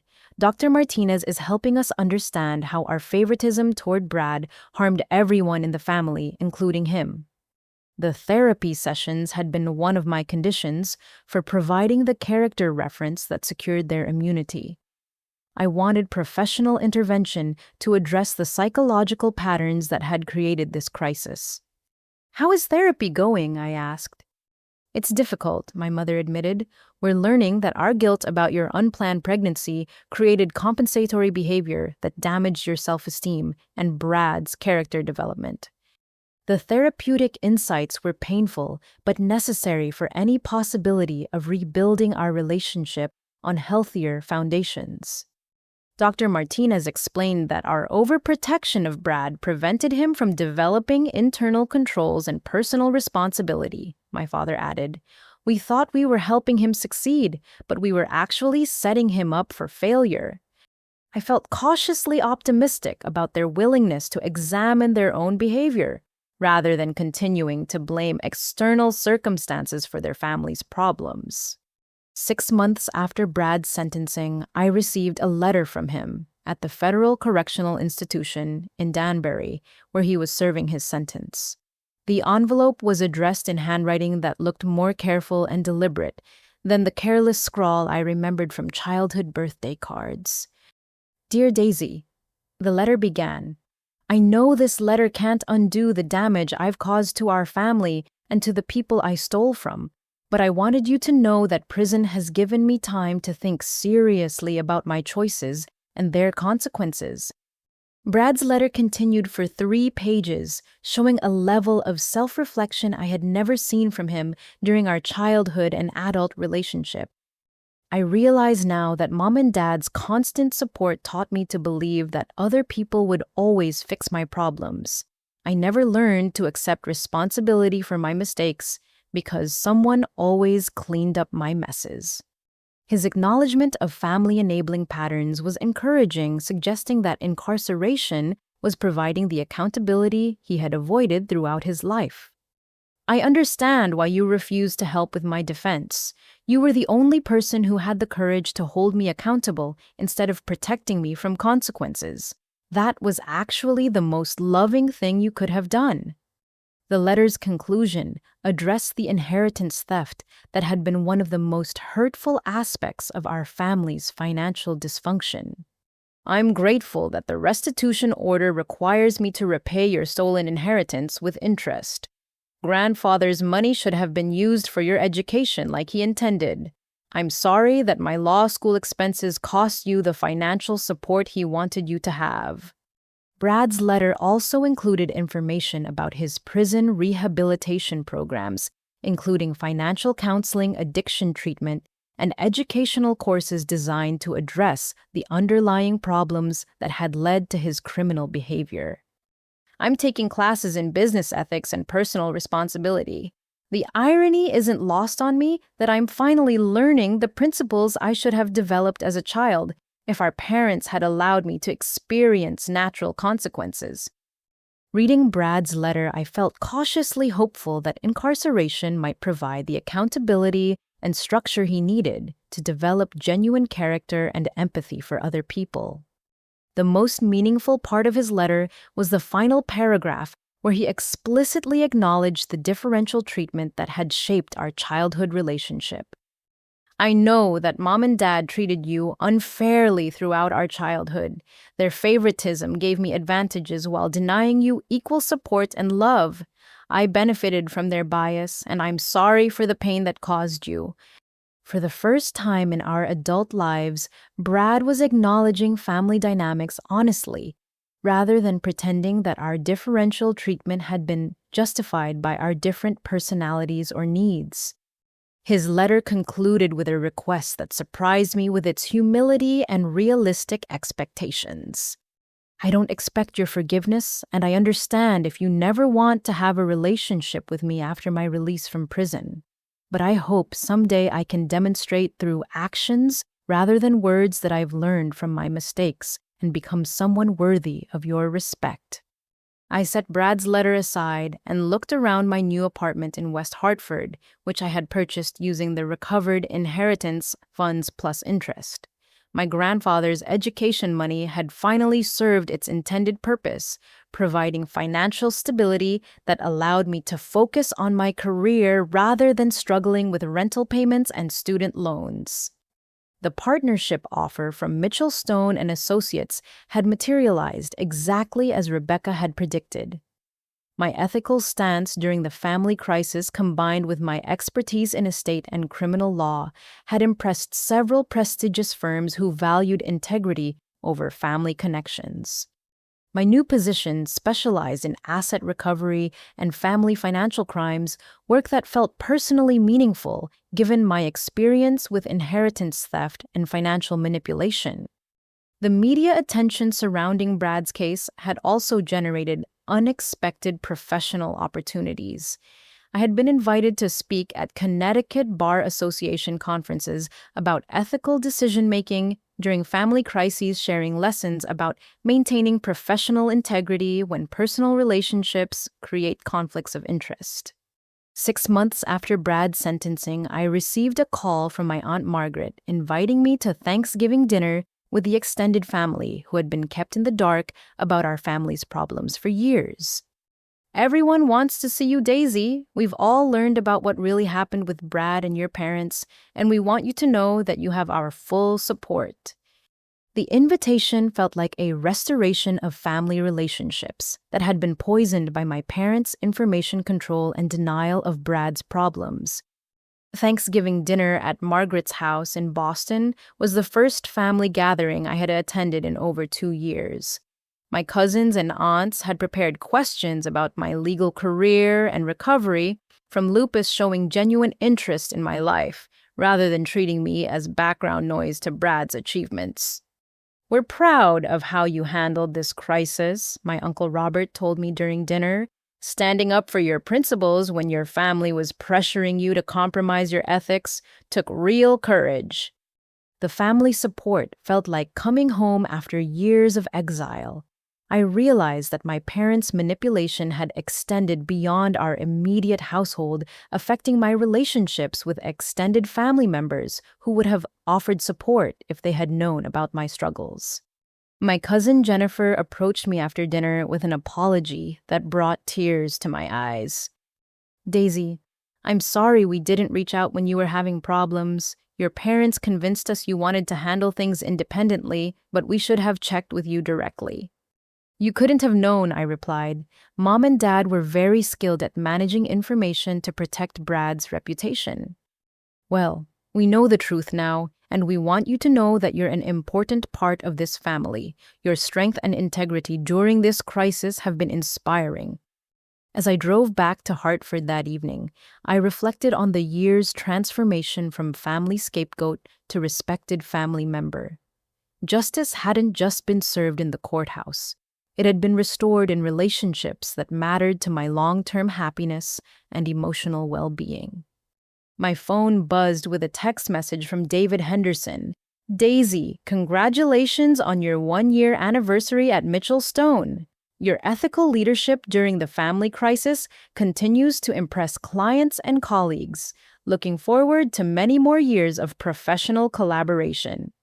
I smiled, realizing that my decision to choose professional integrity over family pressure had not only protected my career, but had actually enhanced my reputation in Connecticut's legal community. The lupus symptoms that had devastated my health during the stress of homelessness and family conflict had gradually improved as my living situation stabilized and my stress levels decreased. My rheumatologist attributed the improvement to better sleep, regular medical care, and reduced psychological pressure. For the first time in years, I was physically healthy, financially stable, professionally respected, and surrounded by family relationships based on mutual respect rather than obligation to accept unfair treatment. Justice had been served not just through Brad's criminal conviction, but through the restoration of balance in family dynamics that had been distorted by favoritism and enabling for nearly 3 decades. I had learned that sometimes the most loving thing you can do for family members is refuse to enable their destructive behavior, even when that refusal creates temporary hardship and conflict. Real love requires accountability, and real family loyalty sometimes means saying no to people who ask you to compromise your principles for their convenience. 18 months after Brad's sentencing, I sat in my corner office at Mitchell Stone and Associates, reading a letter that would provide the final healing for our family's decades of dysfunction.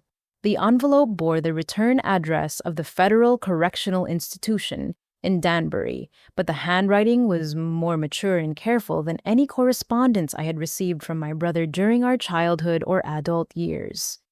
The letter was dated 3 days after the 1-year anniversary of Brad's imprisonment, suggesting he had been preparing these thoughts for months before finding the courage to express them honestly. Dear Daisy, Brad wrote, today marks exactly 1 year since I was sentenced for the crimes that destroyed our family's financial security and damaged relationships that took decades to build. I'm writing this letter not to ask for anything, but to thank you for being the only person who loved me enough to hold me accountable for my actions. The opening paragraph immediately established a tone of genuine remorse and self-reflection that I had never heard from Brad during any of our previous conversations. The prison counseling program has helped me understand how Mom and Dad's enabling prevented me from developing the internal controls that most people learn during childhood. Every time I made a mistake, someone cleaned it up for me. Every time I faced consequences, someone intervened to protect me from experiencing natural results of my poor choices. Brad's analysis of our family dynamics showed psychological insight that incarceration and therapy had apparently made possible. I realize now that your refusal to help with my legal defense wasn't abandonment or disloyalty. It was the first time anyone in our family had enough courage to let me face the full consequences of my criminal behavior. You probably saved my life by forcing me to confront problems I had been avoiding for years. His acknowledgement of my difficult decision felt like validation for the months of guilt and second-guessing I had experienced while watching our parents' financial destruction. The gambling addiction counseling has taught me that my stealing wasn't just about feeding an addiction.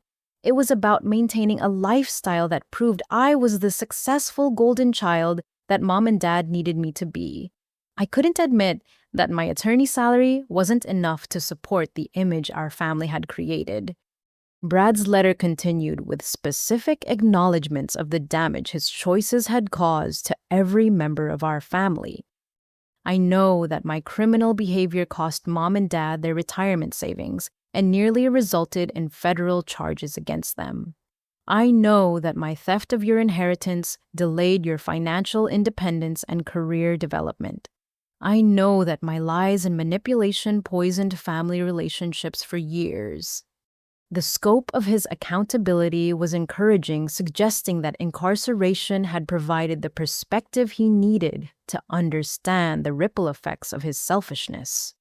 But I also understand now that our parents' favoritism toward me was equally harmful to both of us. They taught me to expect special treatment while teaching you to accept unfair treatment. Neither of us learned healthy relationship skills or appropriate boundaries. Brad's recognition of how parental favoritism had damaged our entire family system showed remarkable growth in psychological understanding. I've written similar letters to mom and dad accepting responsibility for the financial devastation my crimes caused and acknowledging that their enabling contributed to my sense of entitlement. We're all participating in family therapy sessions during my supervised visits to address the patterns that created this crisis. The therapeutic work was encouraging, suggesting that our family might eventually rebuild relationships based on honesty and mutual respect rather than denial and manipulation. Brad's letter concluded with a request that demonstrated genuine humility and realistic expectations about our future relationship. I'm not asking for your forgiveness because I understand that trust needs to be rebuilt through consistent actions over many years. I'm also not asking you to visit me in prison or maintain regular contact while I serve my sentence. His lack of demands or expectations felt dramatically different from the manipulative appeals he had made during his arrest and prosecution. I'm simply asking that you remember this letter when I'm released from prison in 7 years.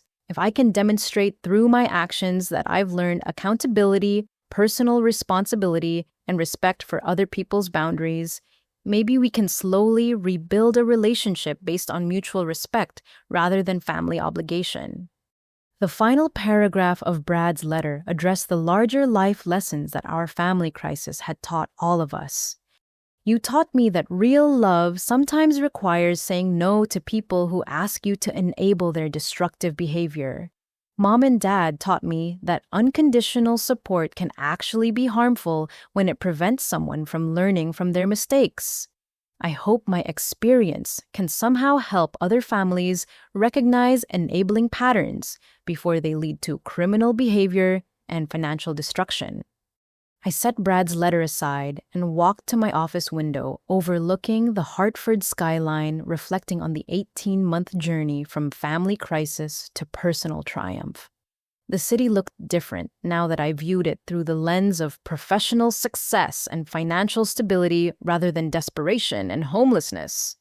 My partnership at Mitchell Stone had been officially confirmed 6 months earlier, making me one of the youngest estate litigation partners in Connecticut. The media attention from Brad's case had generated numerous referrals from families dealing with inheritance theft and financial manipulation, allowing me to build expertise in an area where personal experience informed professional competence. The recovered inheritance money had provided the down payment for a townhouse in West Hartford, giving me the stability and security that my grandfather had hoped his education fund would provide. His final gift had ultimately served its intended purpose just 20 years later than he had planned. My lupus remained in remission with my rheumatologist, attributing the improvement to reduced stress, stable housing, and regular medical care. The autoimmune disease that had nearly destroyed my life had become manageable through the financial security that allowed consistent treatment.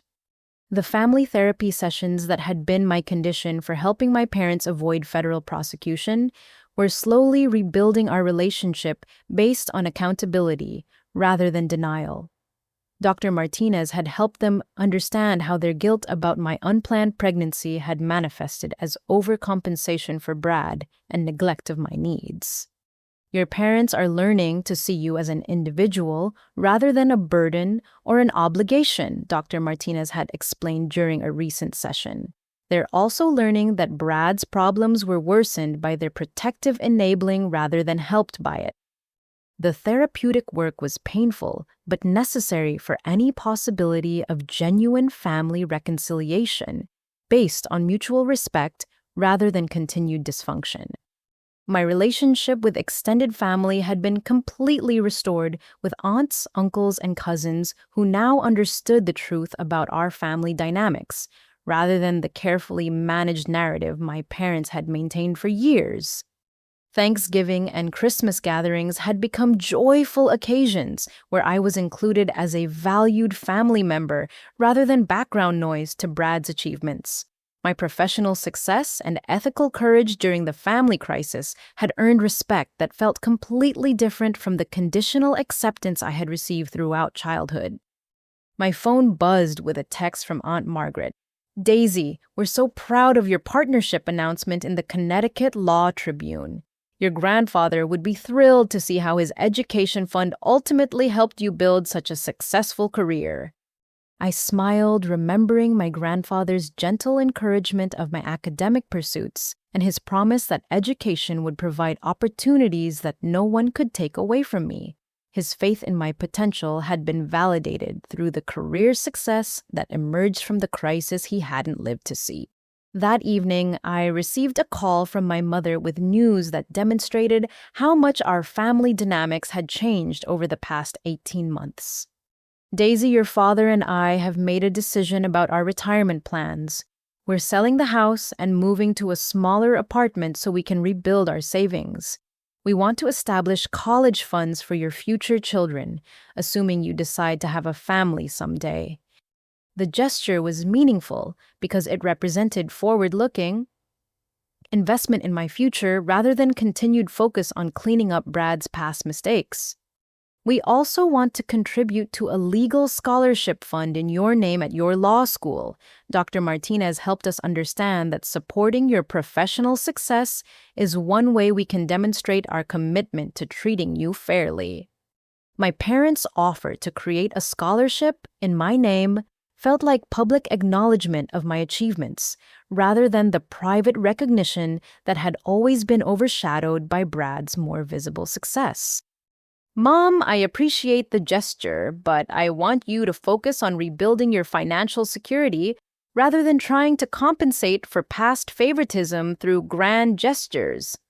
"We understand, sweetheart, but we want you to know that we're proud of your success and grateful for your courage in holding our family accountable when we were unwilling to face reality."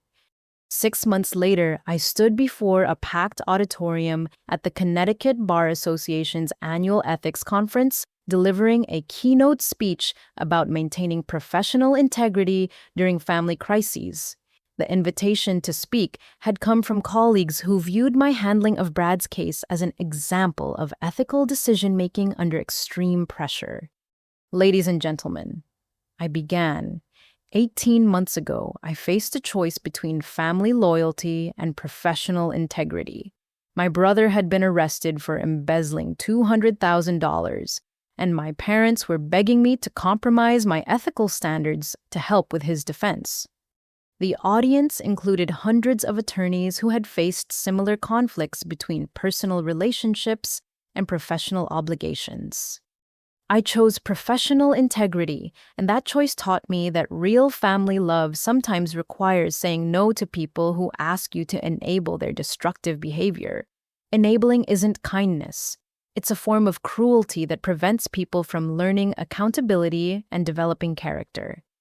My speech continued with practical guidance about recognizing manipulation tactics and maintaining ethical boundaries when family members pressure attorneys to compromise professional standards.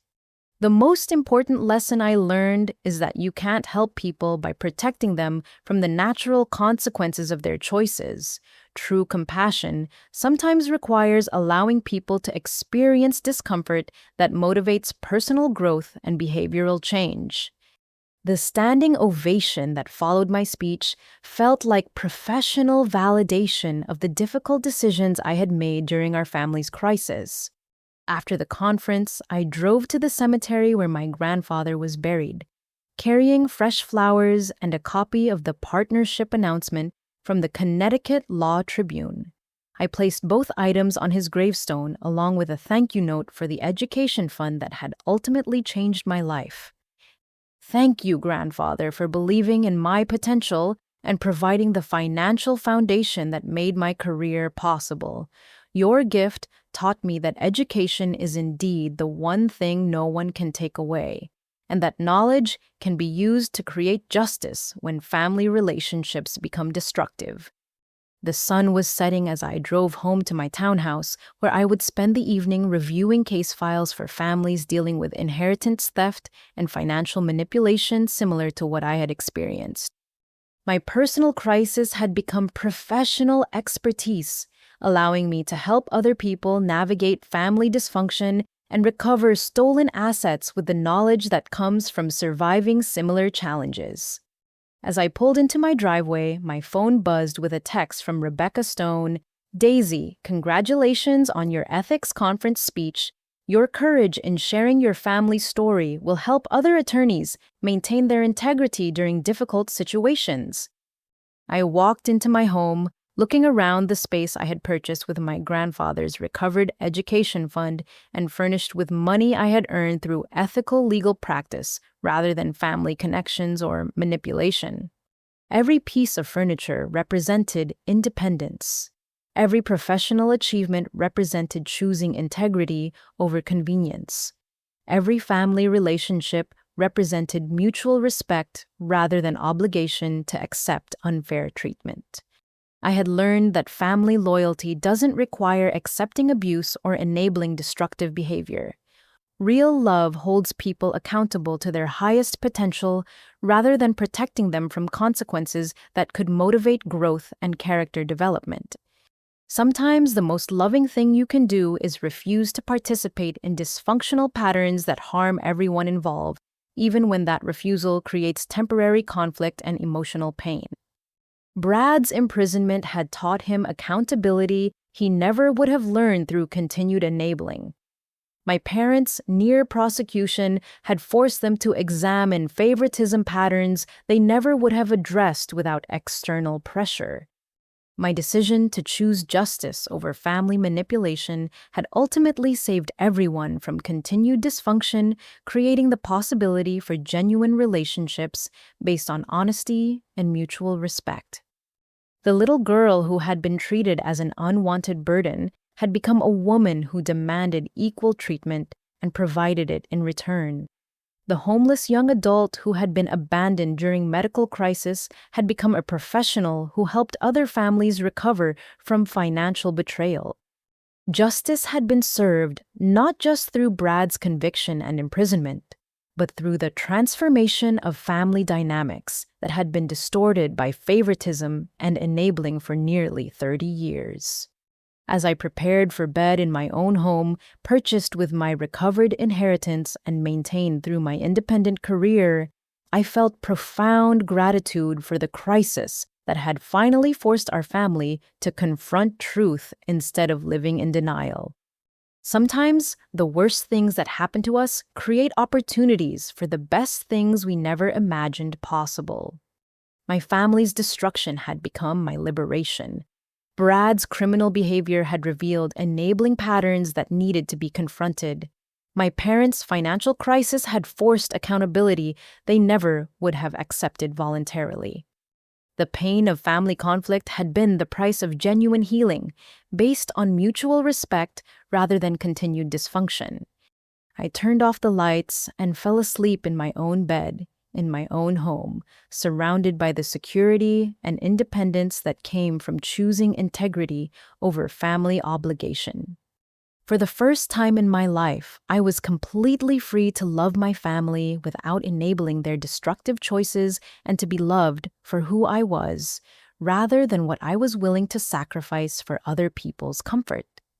Real family love, I had learned, sometimes requires saying no to people who ask you to compromise your principles.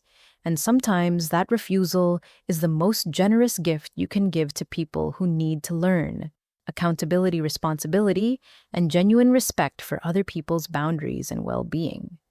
The golden child had fallen, the enabling parents had learned consequences, and the unwanted daughter had risen to become the family's moral center and financial success story. Justice, healing, and genuine love had finally arrived for everyone willing to accept truth over comfortable lies. Have you ever had to choose between family loyalty and your own principles? Sometimes the most difficult decisions lead to the most meaningful transformations. I'd love to hear your thoughts in the comments below about standing up for yourself when family relationships become unhealthy or destructive. If this story resonated with you, please hit the like button to help others find it, and don't forget to subscribe for more stories about overcoming family challenges and building healthier relationships. Sharing this video might help someone else find the courage to set boundaries with family members who ask them to compromise their values. Thank you for listening to my story and for supporting content that explores the complexity of family relationships and personal growth. I hope my experience encourages you to prioritize your own well-being and integrity even when the people you love ask you to make destructive choices for their benefit. Remember that real love sometimes requires saying no, and that the most caring thing you can do is refuse to enable behavior that harms everyone involved. Wishing you the courage to choose truth over convenience and the wisdom to know that healthy boundaries create stronger relationships built on mutual respect rather than obligation and manipulation.